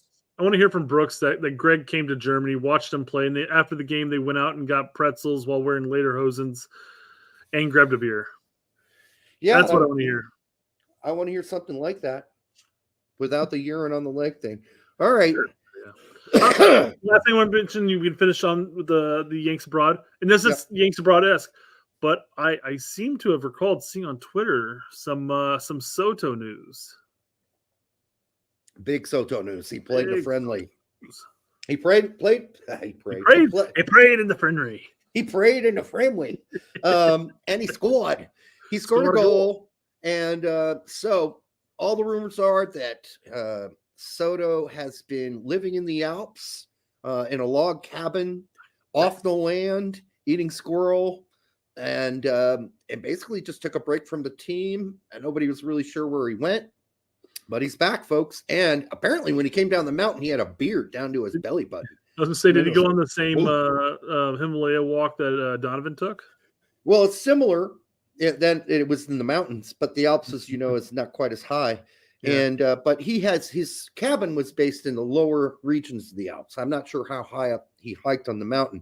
but he grew a big long beard, ate squirrel and beaver for dinner, and now he's back. And so I said, welcome him back. Let's give him some spätzle and a Pilsner. And hopefully this is a sign of good things to come for Sebastian Soto.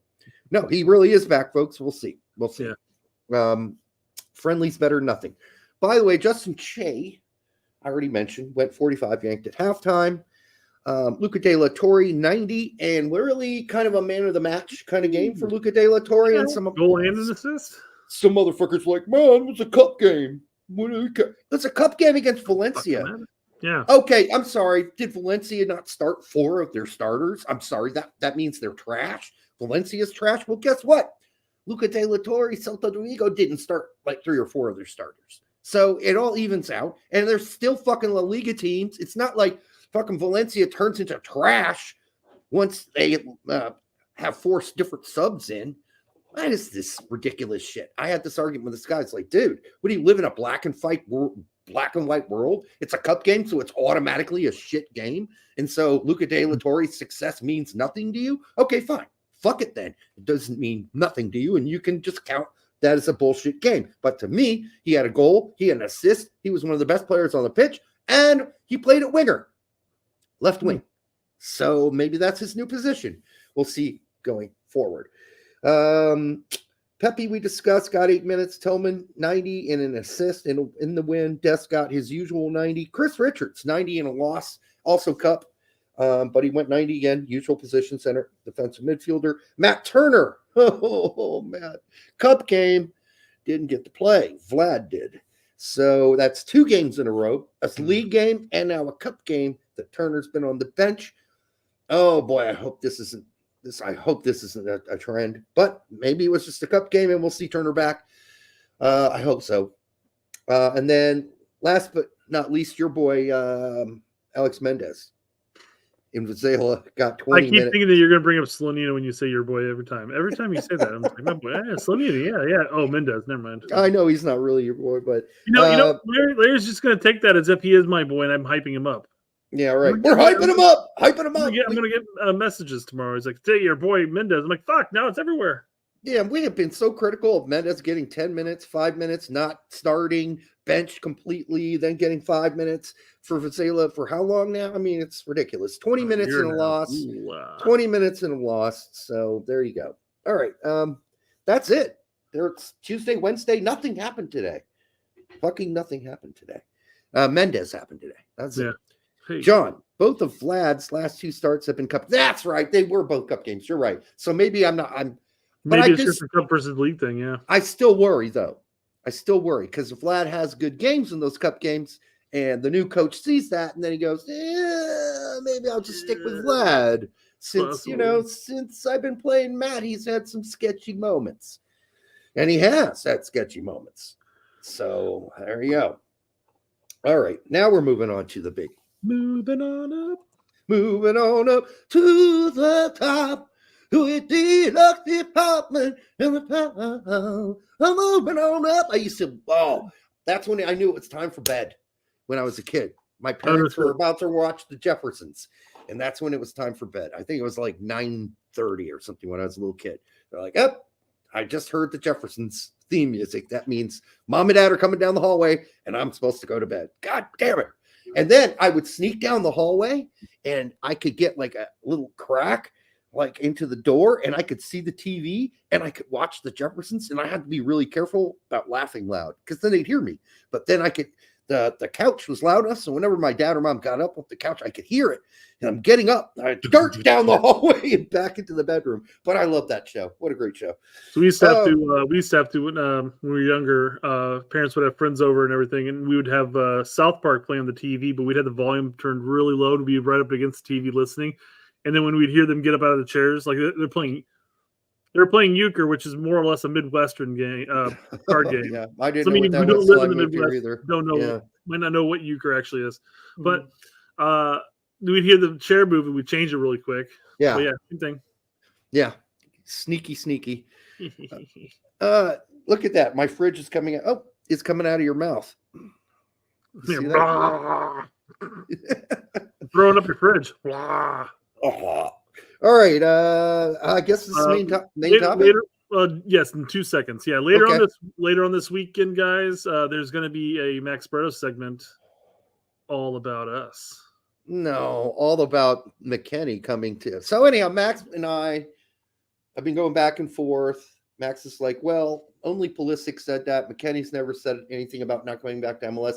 But then I said, well, he's never said anything about coming to MLS. All I know is that I've heard McKennie talk about his aspirations and his ambitions, and that is to play in the best leagues in the world. And by the way, they're both still going to be in their 30, 31 for the World Cup in 2030. So it's not like they're old men. Why would they come to MLS right after the 2026 World Cup, along with Reyna? Reyna? What? Man, that's total capitulation on Reyna's part if that happens. Everything failed for him if he's back in MLS at 2026.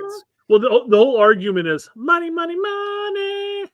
Yes, but that's MLS's point of view, right? Yeah. And that's the point of view that Max is taking. Well, hey, who's to say that MLS is not going to throw a boatload of money at him? These guys aren't interested in that. They've said it.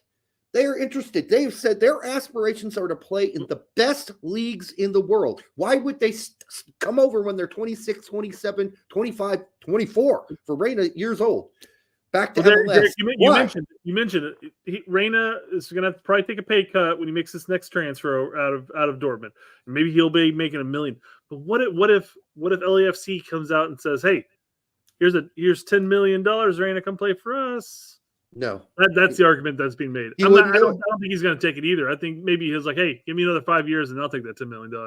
But as I said on an earlier show, Brett, what he is failing to take into account are the aspirations of these players, not the money. Money has nothing to do with what they want to do professionally. Yeah.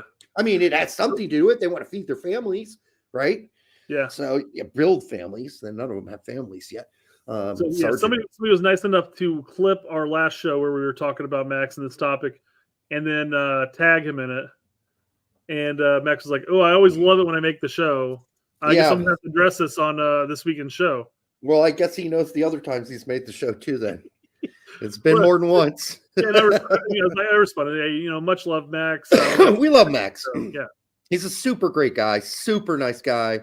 Like I said, I've been invited on his show. I've done his show. He's done our show. We love Max. We just disagree on some things. Yeah. And there's nothing wrong with that. There's nothing wrong with it. We're working on our schedules, and we're gonna have him back on the show soon. Yeah, probably to talk this topic. Oh yeah, to hammer this out live, that would be fucking hilarious. And, somebody's like, yo,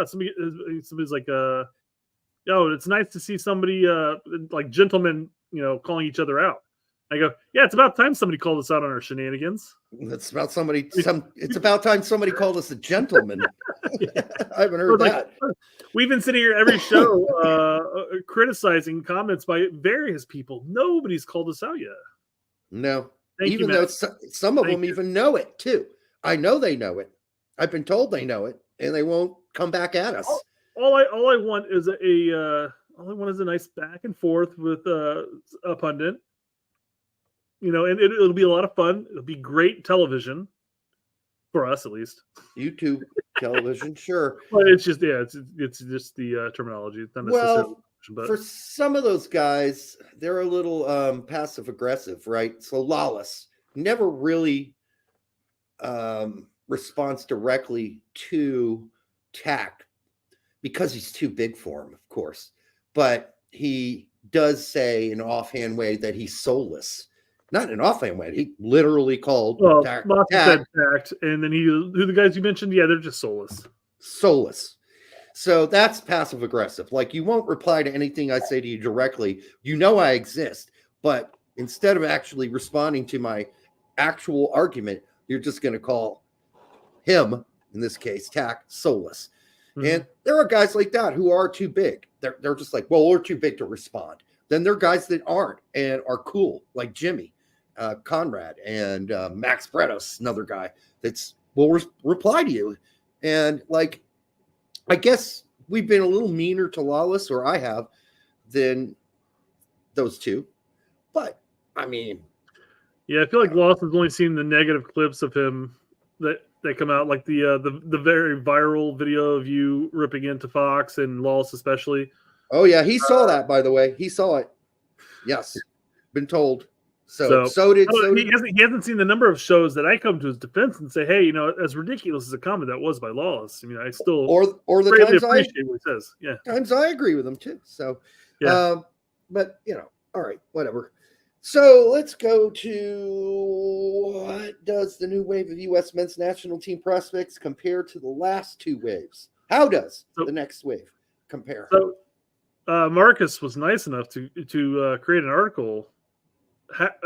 Just happened to coincide with this topic without Derek even knowing it.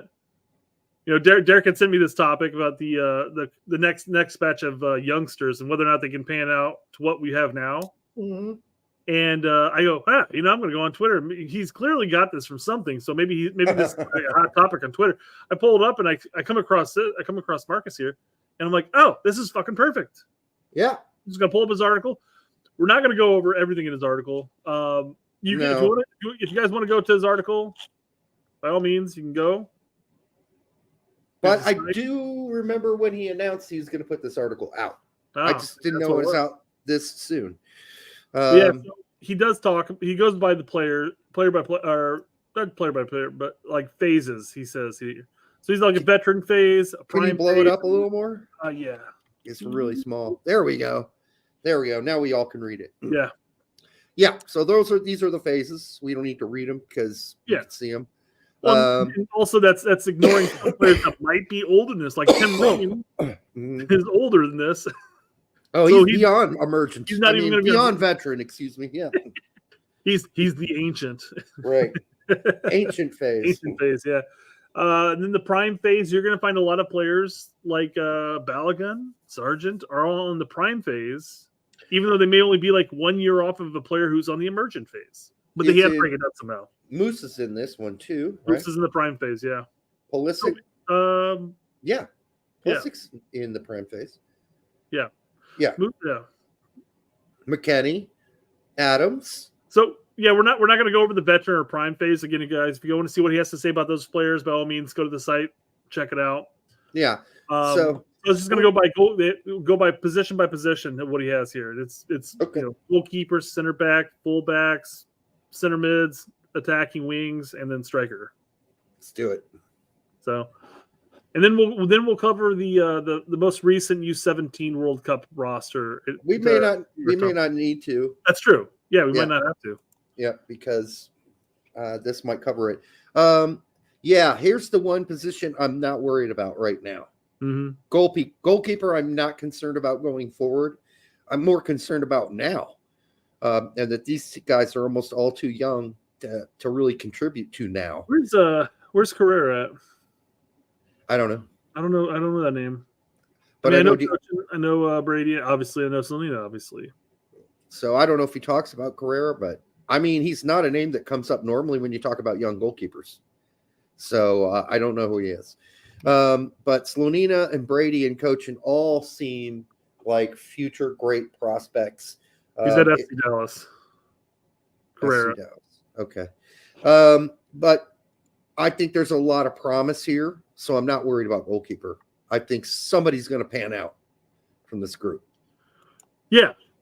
I mean, obviously Slanina's over in Europe already, signed with Chelsea, not going to play for them. But he's apparently Chelsea's happy with his progression with Eupen. I got it right. I know you did. Look at that. Paying attention to you, Derek. Is Pete paying attention, though? That's the question. You. Pete and Tact. Pay attention. Eupen. Even Brett's saying it right now. Yes. Yeah. So, Slonina is obviously going to have a career in Europe. He's not, obviously the team's not doing great, but quite frankly, we went over his stats before. Even though the team's leaked in a lot of goals, his stats are pretty damn good, actually. They're fine. Okay. Yeah, Brady, a fucking horrible team. Both Chicago and Friedel has mentioned that Brady has a higher ceiling than Slonina. So if that's possible, we'll see what happens. Hey, it's a good battle to have. Exactly. Coach just played in that friendly in Miami. Yeah. Between Barcelona and Miami. he's a really young kid to be getting any minutes Yeah. on a team, but Like 16 or 17 or whatever it is. Yeah. 16. Yeah. 17, I thought, but Oh. yeah, I don't want to get into details like that. Yeah, I it don't would be know. 17. It would be 17. You're right. Just going up to 06. There. Yeah. So that's that. No weaknesses here, really. Just a lot of promise. Yeah. This is a lot more promise than we had, say, 5 years ago when, Stefan was still in MLS. Turner was just coming into his own in MLS. And we weren't really sure who's going to work out. Now it's been Turner who's the one who is, if you want to call it, worked out. But Turner is struggling right now in the Premier League. So let's hope things get better for him. Horvath might be back to the championship this year. Stefan, like you said, back in Colorado. So, I mean, at this point, you're looking at a struggling EPL goalkeeper, who's our number one currently, or an MLS goalkeeper. Yep, pretty much. So, I mean, when it comes to 2026, I mean, the goalkeeper position is kind of wide open at this point. I know, but the thing is, even in 2026, Slonina and Brady and Coach are still so young. Yeah, but by 2026, I mean, Selena will have had 2 to 3 years worth of European play. So I get it, but he's still 22. Who goes to the World Cup with a 22-year-old world fucking goalkeeper? Depends how good that goalkeeper is, I guess. Yeah, he better be shining. He better be shining. Yeah. So we'll see, but that's. I'm gonna guess if I had to put my money on it, it's still gonna be Turner, unless he completely falls apart. But that's also the thing too. I mean, by cracking the 2026 squad, I mean you're looking at who's after Turner, and at that point, a 2020 or 22-year-old goalkeeper that has many years a couple years in Europe might be vying for that second spot. This group is more 2030. Let's be honest. I concur. Yeah. All right, let's go to drum roll. This is the center backs, I'm guessing, huh? Yep. Noah Banks, still in Germany. Good prospect. Didn't blow my balls off at the U17 World Cup. Josh Winder, really struggling in Portugal. Mm-hmm. Brendan Gregg, really struggling anywhere he goes. Might be in Everton. In a couple weeks, we don't know. No, he won't. Jalen Neal, I like, but the one guy missing on this list is probably the biggest prospect whatsoever, and I don't know what age group he falls into, but I thought it would be this one, is our guy at Greuther Fürth. Our center back at Greuther Fürth. Dietz falls into the prime, I believe. Yeah. Does he? Yeah. Okay. Just passed. So that's kind of what I'm saying, right? It's like you have Dietz, who you would imagine is an emerging center back option. Yeah. But he's also 1 year out of this specific category that Marcus set up. Yeah. I mean, if you could include Dietz here, I'd say it'd be Dietz and Neal, who are probably the guys that I would expect to be the real most likely prospects with the highest ceiling in this group. I don't know what's happening with Josh Winder. Somebody's got to get in contact with him and figure out what the fuck is going on. Because he's not even playing for the youth teams now, and he's not injured. Akinboni, I don't know. It's like a little late. I don't know. Maybe he'll work out. We'll see. But Noah Banks still in Germany. No 6. I mean, it's a little early to be claiming. It is a little early to make any predictions about him. I agree. Yeah. But right now, I feel most comfortable with Jalen Neal. And if you want to go into the next group, I'd say it would be Dietz, Max Dietz. Out of this squad, anybody with the potential crack in 2026, because that's the whole point of why he's done this list. Nah, maybe Jalen Neal or Dietz. Dietz is one with Richards and McKenzie age bracket.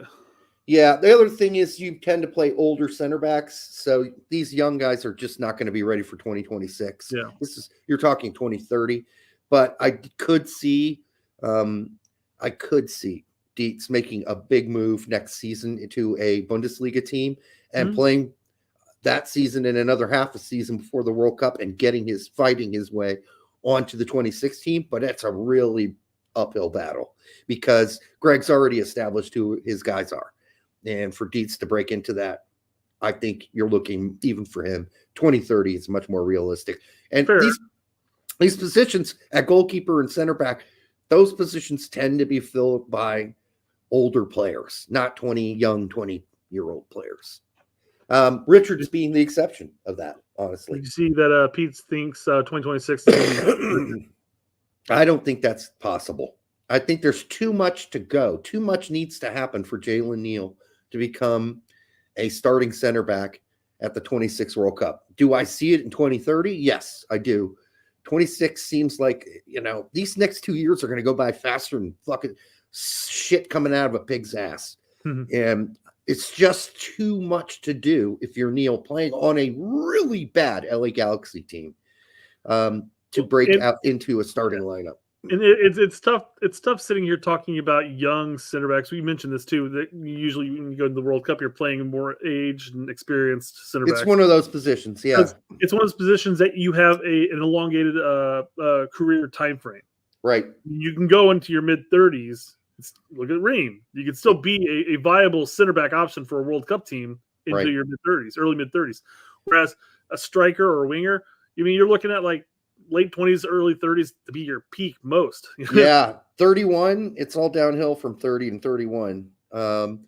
After 31, if you're a winger, unless you somehow manage to stay so fit, like let's say you're Ronaldo or something, then you can pull that off.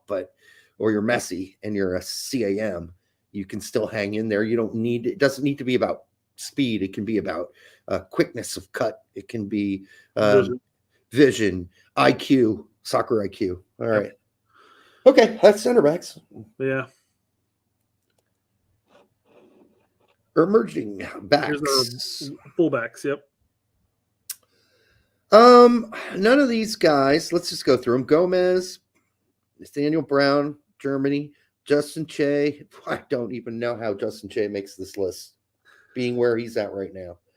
And Adeo, a second division Dutch team. Seriously? Come on. Yeah. I mean, listen, fucking something's got to happen miracle-wise for him to turn that around at this point. His career is going the wrong direction. Caleb Wiley. And by the way, Justin Che is not a starter on Adeo. Yeah. It's not a starter, and he just got yanked at halftime after getting one of his first starts of the season. Not good. Caleb Wiley needs to get the fuck out of Atlanta. Noah Allen, maybe.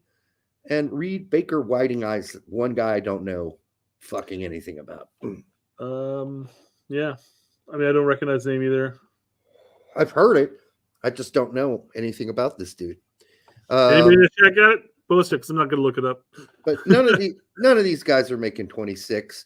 Out of these guys who could do 30, I wouldn't put it past Nathaniel Brown. The rest. What about if Gomez does pick United States in the end? Well, that's the big problem there, isn't it? Yeah. But being that they've got Araujo lined up there, yeah, maybe he does pick us. So maybe if he does pick us, then 30 is not out of the question for Jonathan Gomez. But 26, I can't find a way to get him there yet, or to get him to make that choice, that decision on who he's going to play for. And even if he does, is he now playing in La Liga instead of Segunda? Is he kicking ass? Oh, Baker Whiting's a Seattle homegrown. No wonder I don't know who the fuck he is. Yeah.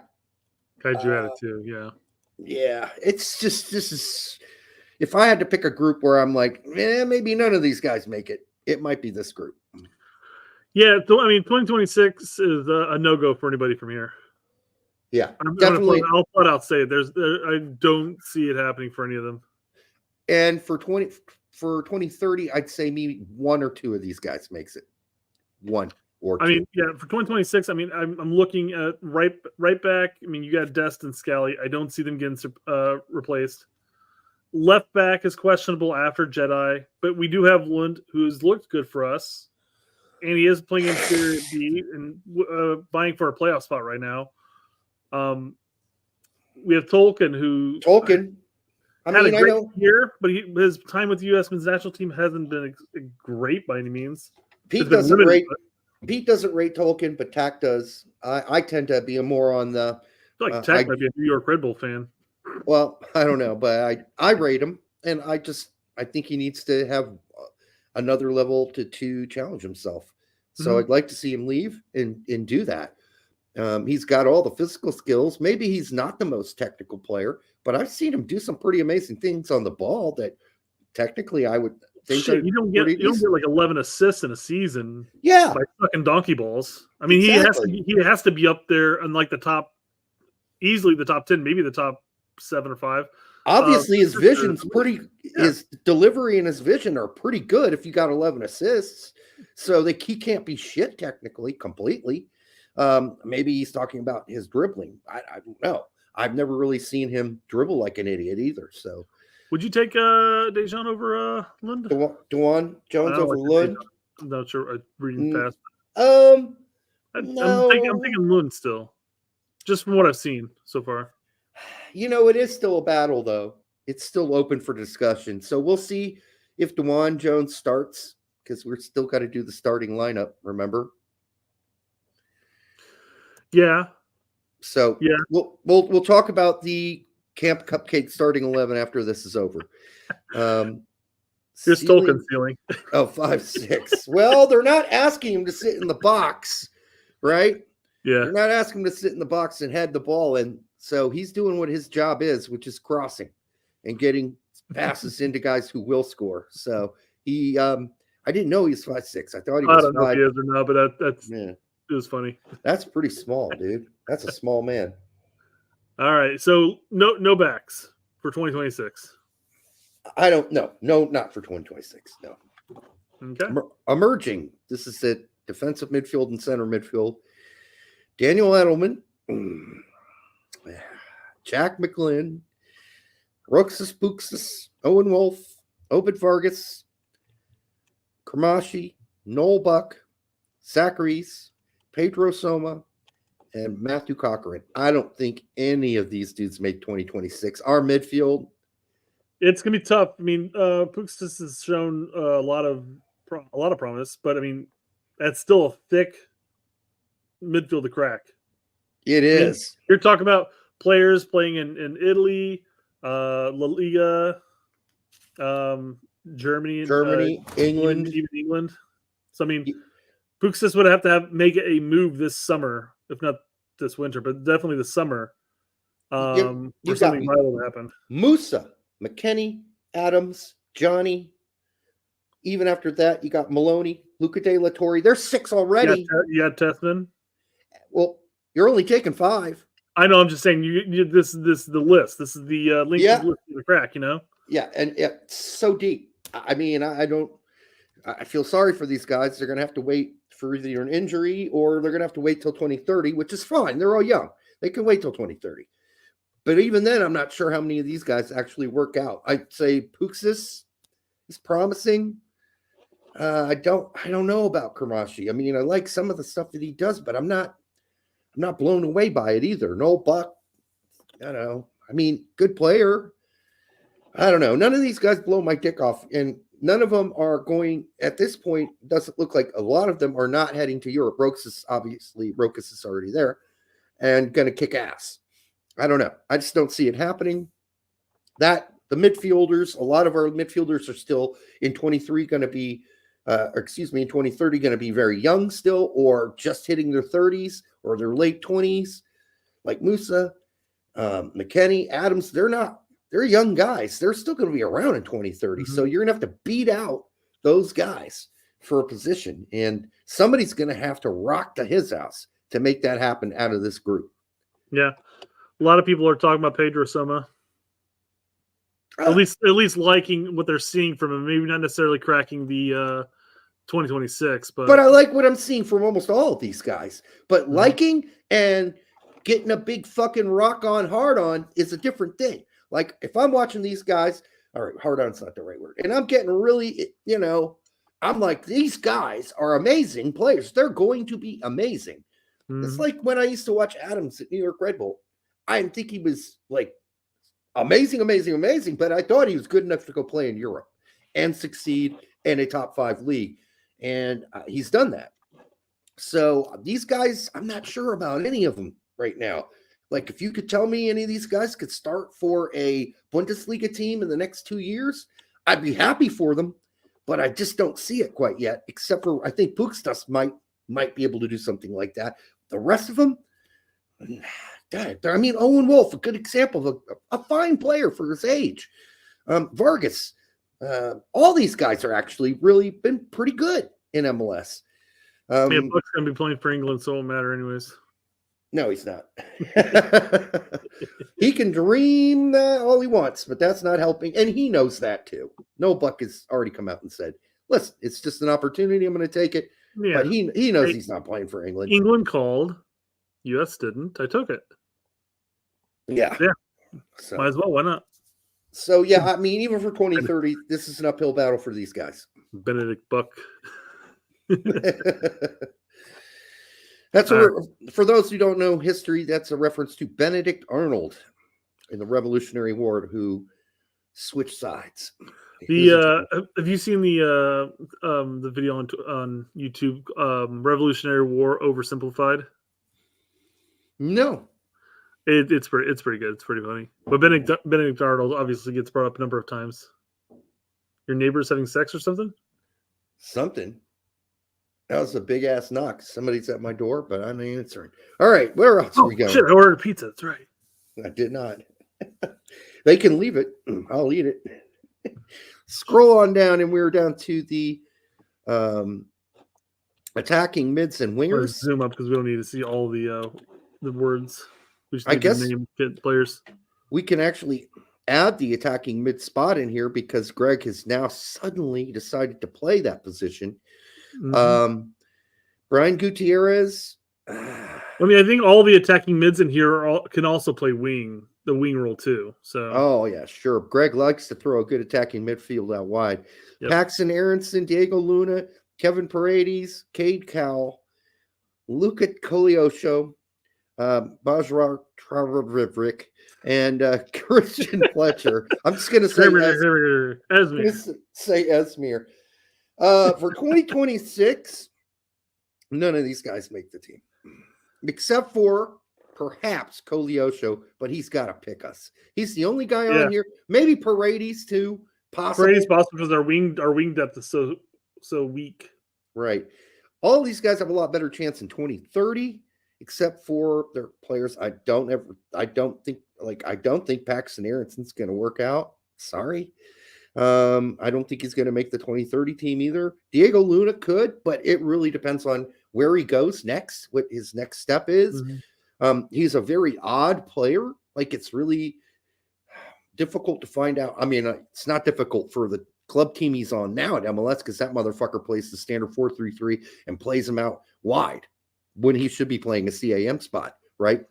Yeah. So at Real Salt Lake, because a lot of dumb fucking managers, American managers in MLS, don't know anything else but the standard 4-3-3 apparently. So Luna gets played out of position, but he's still ended as one of the best players. But Cade Cowell, I don't think he'll never really amount to enough to play for any, not even the 2030 team. Something would have to change with him because again, he is that one-trick pony. He's a one-trick pony. I feel like our depth is just going to get bigger and the gap's going to increase.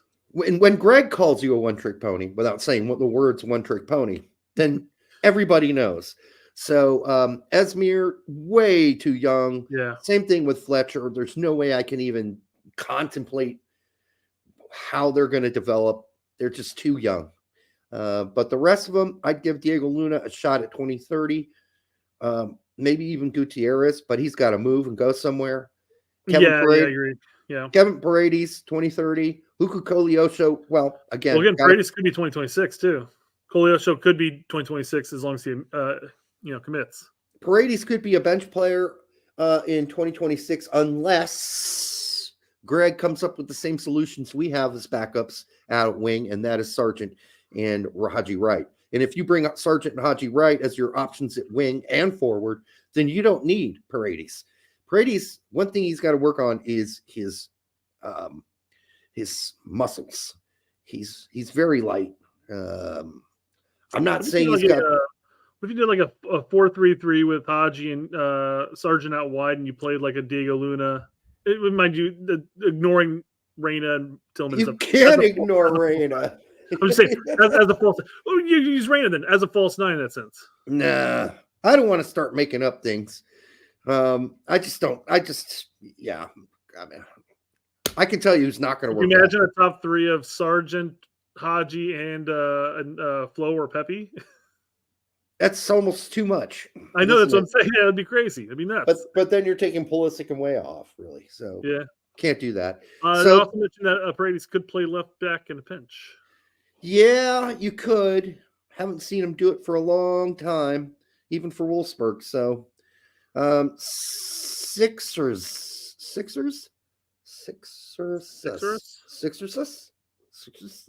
All right, $9.99. Thank you, Sixers. Just want to let y'all know that Winder is not struggling in Portugal. He's highly rated by Benfica. He was the youngest defender for Benfica B this season so far. He picked up a long-term injury. I looked all over for the injury thing. For it's good to know. Some report on Winder and why he, because if you go look at even his transfer market records, it says on some of the games on the bench, which means he made the 18, but he didn't play. So, and then there's no injury record on, and I can call Manuel Veth and say, hey guys, got to update, but he'll be like, what? Now I got to update Benfica B players? The fuck, Derek. So, well, that's good to know. And I'd like to know how you know that, because that's not something that's been published. It's not something that's been reported on. Not that I can find. If we can't take Manuel's take on Winder's injury, how can we take his opinion on Gioacchini? We can't, I guess. I mean, if you want to make unrealistic. 1 + 1 = 2. Hey, man, but thanks for this information. Thank you for the $9.99. It is good to hear that he's been. No, I mean, it's not good to hear that he's been injured, but it's good to hear that he wasn't struggling. Yeah, because everybody, Herc's been talking about it. Tack's been talking about, Pete's been talking about it. Everybody's been like, what's going on with this guy? Because nobody can find anything. We've even talked to each other and texted each other going, hey, do you know anything? No, I don't know anything. Do you know anything? No, I don't know anything. Nobody knows anything. So this is good news, I guess, in a way. Yeah, that at least we know something. I mean, all the news just going on Google. I mean, I know obviously looking news and there's an algorithm. Oh, there's nothing there. All it is about transfer news. It's like the transfer back from June and August. Mm-hmm. I even reached out to Manuel like a couple weeks ago. Or is it, I don't think it now. It's the guy that works underneath Manuel and said, hey, what the fuck's going on? Is he injured? Nobody knew. Nobody knew anything. I should have reached out to Brian Schroeder. I bet you he might have known. He might have known. I should have texted Schroeder. I've been told by his family that he picked up an injury trying to play it safe so he can be healthy for the Olympics. That's good to hear.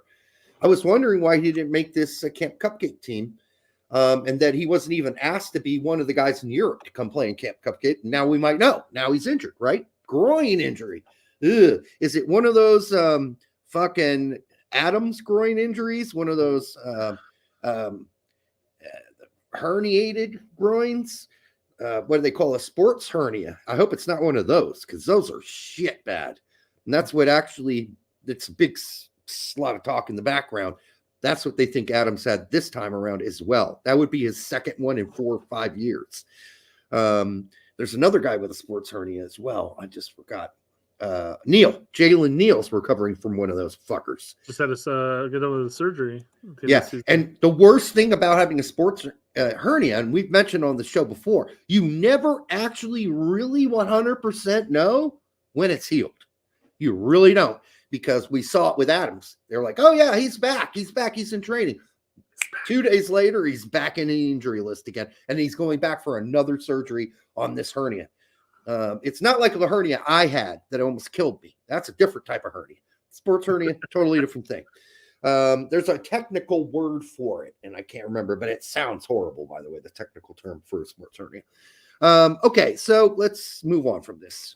We've said our thing on these guys. Emerging. So, yeah, Ricardo Pepi's going to make 26, and he's going to make 2030. No problem there. The rest of these guys, good luck. just good luck. It's a crapshoot whether or not any of these guys, Misietano, Neri, or Figueroa actually do something. That's the thing. At this point, of all the 4 names here, only one's playing regular minutes at the first team, correct? For U.S. men's national team, but those are off the bench minutes, and you're also talking off the bench minutes for PSV, but still one of the best teams, the best team in Holland right now. So yeah, and he is, of course, thought very highly of by Greg, so he's going to play for 2026. Whoever the coach is for 2030 could change their mind, but I doubt it, and I think Pepe will eventually be a starter for PSV and a regular starter for PSV. That guy is just, at some point, Mother Nature is going to catch up. He's going to be too old. He'll retire, and Pepe will get to start. Knee injuries come looking for everybody as they age, unfortunately. Yeah, I just think, Jack, the problem with Neri and even Figueroa is it's just so goddamn early to tell.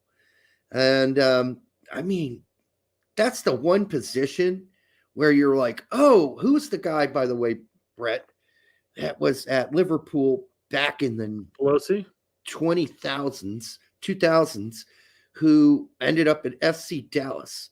But everybody thought, oh yeah, this guy's going to be. He did. He had a great career at FC Dallas.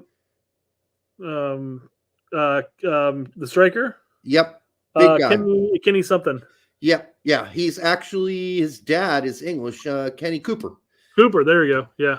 And when he was at Liverpool, everybody, I mean, you guys, a lot of you watching are probably not old enough for this, but everybody thought Kenny Cooper was going to be the next fucking, the best jizz at the porn store you could get. And he didn't really turn out to be a superstar for us. He barely played for the U.S. men's national team. And the same thing could happen, as it's happened to many players that have gone to Liverpool. We've mentioned Pelosi before. Brooks Lennon's a great example. Keylor Figueroa, even though that's even a tougher position, right, to be a superstar at. So I can't even make a prediction. Is it possible that one of the other 3 here outside of Pepe could end up somewhere on the bench or be a bench player for us by 2030? Possible. Just way too early to tell. Even though we've seen Figueroa play multiple times now for the youth teams, he has not blown our dicks off. And that's what you got to do at this point. You got to blow our butt off, blow our nutsack to the wall, and be like, this kid's special for me to put you into a 2026 or 2030 category. The only guy I can depend on in this group is Ricardo Pepi. Yes, you're right. Cooper was at Manchester United. You are correct.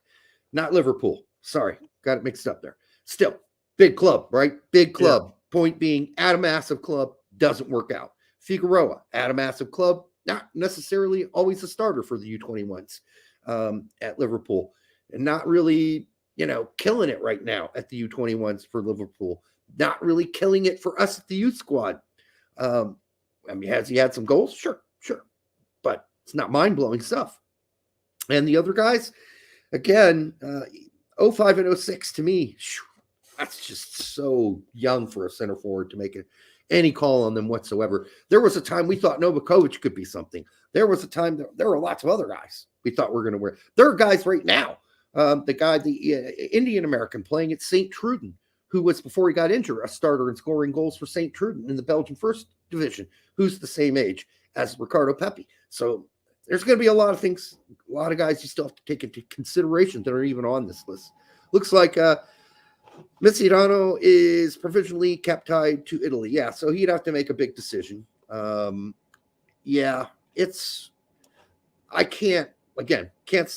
Only guy I can say right here is Pepi. The rest of them, I just don't know.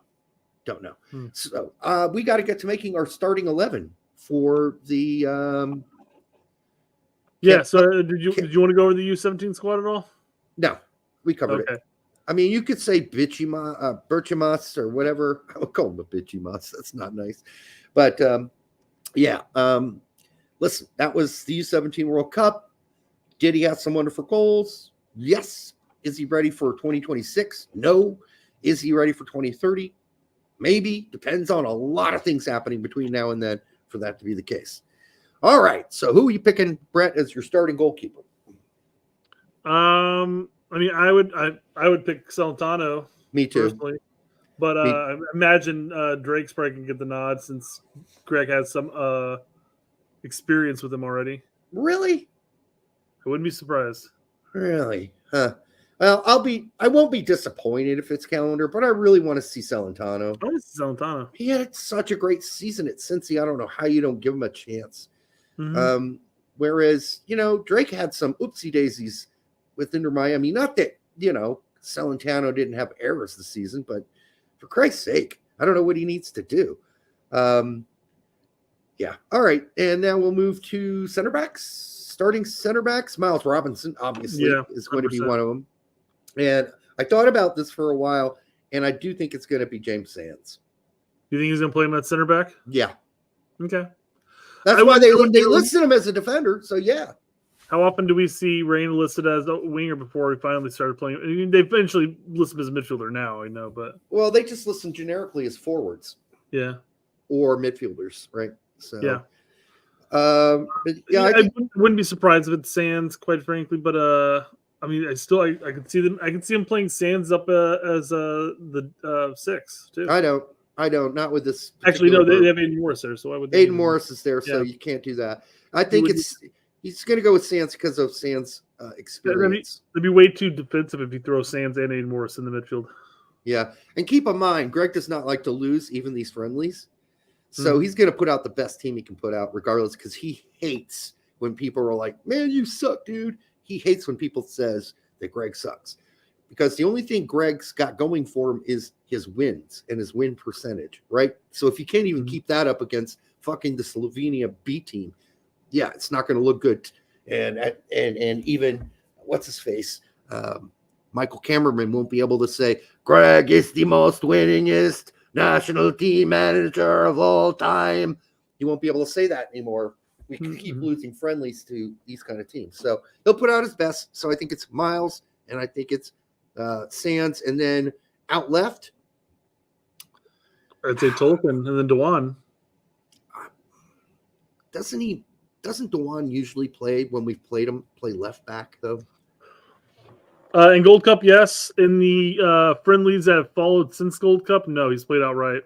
And what about Caleb Wiley? I agree with you. It's probably going to be Tolkien, but Wiley plays out left too. I can see Wiley coming in. I mean, it's possible that Greg goes kind of throwing some caution to the wind and not play, end up playing Wiley out left. So hey, let's give him a chance. Impressive little kid. Well, I guess this will be not a little kid at all. He's quite he's at least a medium-sized mammal. Yeah. I think Tolkien will start out left, and I think you're right. I think we'll see Dewan Jones pushed out right. Mm-hmm. I think he's going to try to win this game, and I think we might see some guys at halftime get some minutes. Okay, but let's be really honest here. Shaq Moore's starting at the right back spot. Oh shit! I forgot all about him. Yeah, you're right. 100%. You're right.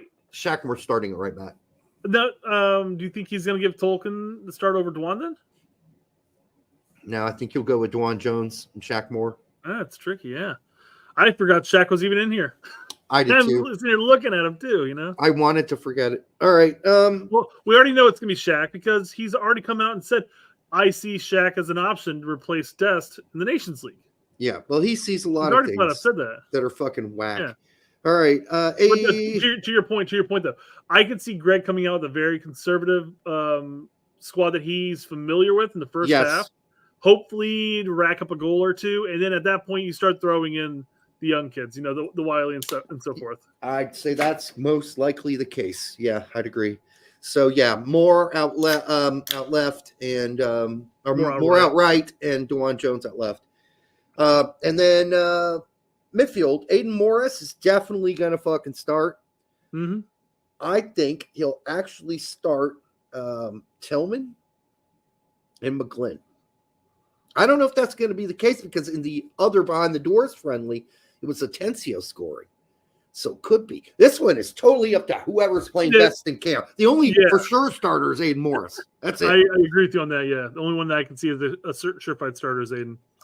Yeah. God, That could just be that is just a up in the air pick at this point.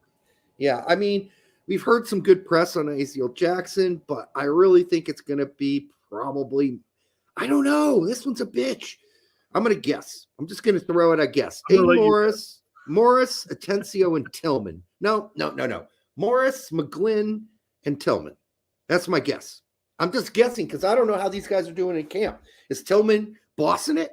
Like you think Tillman would come in as one of the older guys and boss this shit and go I deserve to play. You know what the funny thing is I've seen on Twitter a couple times here now is a bunch of people saying, what are you going to be watching come Saturday? Oh yeah, I saw that. 1:45, AC Milan plays, Celta Vigo play at 1:45 or something like that, and then USA play at 2.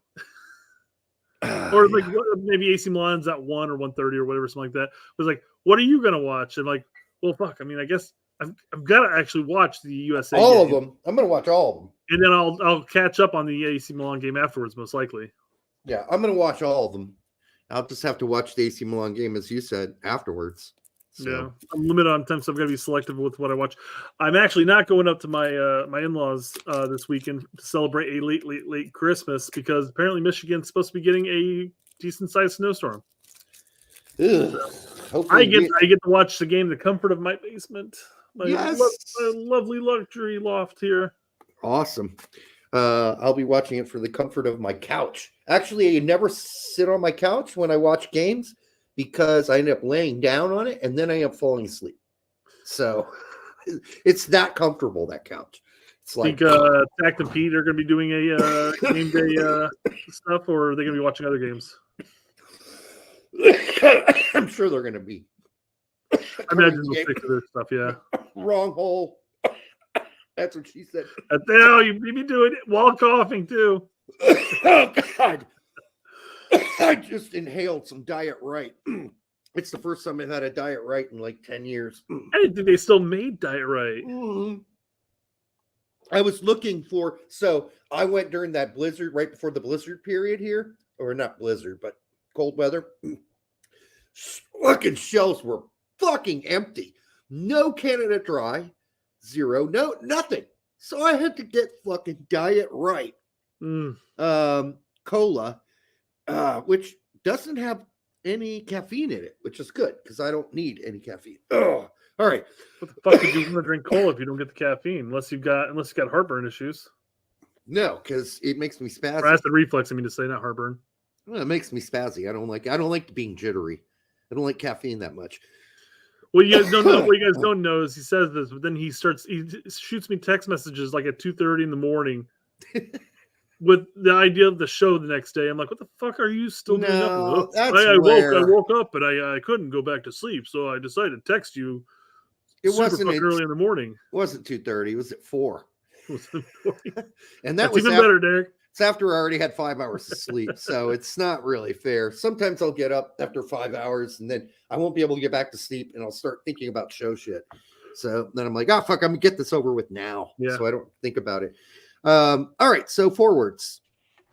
This one is a little interesting, but I do think he'll start Duncan McGuire or Brian White as the center forward. And if you don't say. I mean, there are only 2 center forward options. Who do you think Greg's more comfortable with, McGuire or White? I can't tell you. I've seen a whole hell of a lot of them play enough to tell you which one he's going to prefer. I think it's going to come down to, again, who's performing. Do you? What's the point of bringing Brian White on this camp if he's not going to play? Because otherwise, there's just no point, right? Yeah. So I'm going to go with Brian White as the starter. And now with Cade Cowell gone, he's no longer on this. He would have been one of my starters out wide, but he's gone. So who do you go with out wide?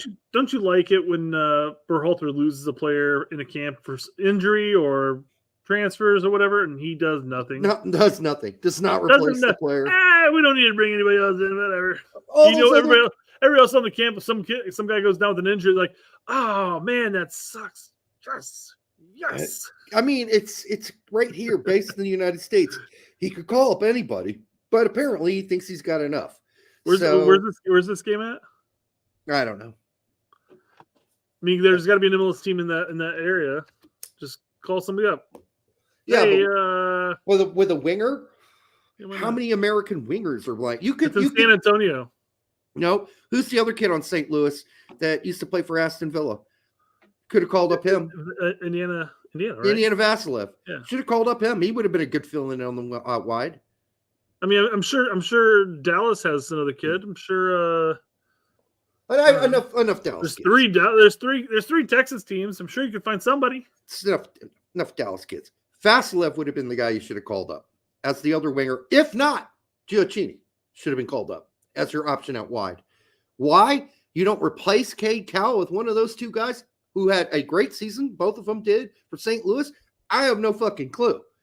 But I'm guessing since we're down to what we got now, the odd man out here out wide is probably going to be Esmir because he's 18 fucking years old. Yeah. So he's probably going to go with Luna and Kamungo. Yeah, he's going to start Luna out left. Big shocker. Not going to get to play center attacking midfielder. I don't think. You can't look at this. Look at him though. Yeah. You can't play Diego in the central now because at that point you're left with two wing options and that's it. Yep, exactly. So he'll be forced to play out wide just like he is for Real Salt Lake, which is the worst place to play him because he's a creative player and a creative force that should have more than one half the field to look at when he gets the ball. He should have the whole field to look at. Yeah, it's like a third of a half too. Right. You're just, yes, of course he can pinch in and cut around, but I'm sure he'll do some pinching in. But so that's my picks. Brett doesn't really, I guess, have an opinion on this. No, I agree with you. Yeah. Okay. I mean, and I think I agree with you. The fact that why would you bring a 27-year-old striker and to not start him? Right. My guess is he looked at. Well, I want to bring Brian. I want to take a look at him. Duncan's had a great season. Plus, he's Olympic qualified. Might as well bring him in too. I'm sure Brian White will come off at the 65th minute, and then Duncan will get a good look of 25 to 30 minutes, but between the two of them. But yeah, the only guy getting screwed out of the forwards in the front three is probably Esmir, and he might get like the last 10, for coming in for either Kamungo or Luna, more than likely. But that's not a whole lot of. I guess you could play Timothy Tillman out wide if you really had to. Or one thing that he might be Berhalter might be able to do would be to in the second half move Luna into the midfield and then bring in Esmir. You could, but why'd they list him as a fucking forward? They didn't start playing Reyna as an actual center attacking midfield until his name started showing up in the list as a midfielder. Well, the only thing I could say that's going to benefit Diego in the sense is that it's the same position he played for the U20s. So, I mean, it's not like he's not familiar with what his role is going to be. It may not necessarily be his best role, in our opinion, but he's used to it. At least he's – because when Cade Cowell was still in the lineup, Cade Cowell's starting at left wing, not Diego Luna. So I'm glad that Cade Cowell decided to go to Chivas. I've seen Cade Cowell. I know what Cade Cowell can do. And we've talked about it on this show. I'd rather watch Diego Luna every day of the week play than Cade Cowell. So, yeah. All right, folks, that's it. We covered the whole gamut in 2 hours and 23 minutes. And nobody at all got in any trouble, said anything untowards. We got through. Make sure you like and subscribe, share with your grandma. As always, if you don't like and subscribe, we just keep staying where we're at, which is about over 3,000 subscribers. But we do appreciate you guys showing up here on a Thursday night and spending time with us. But do remember, if you do plan on having sex with your cousin, you can only do it in Kentucky. All right? Until the next time on this Rate Ricard, stay safe.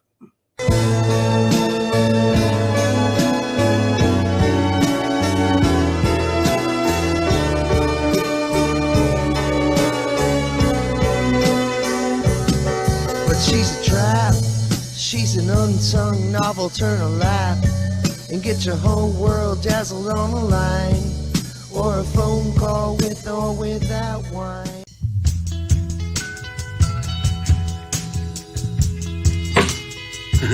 That hurt.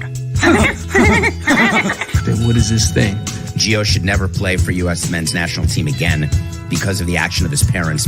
What an idiot! Oh! What type of Muppet does this? Muppets. Absolute Muppets. I'm not going to be the best person to give a whole explanation here, but that's...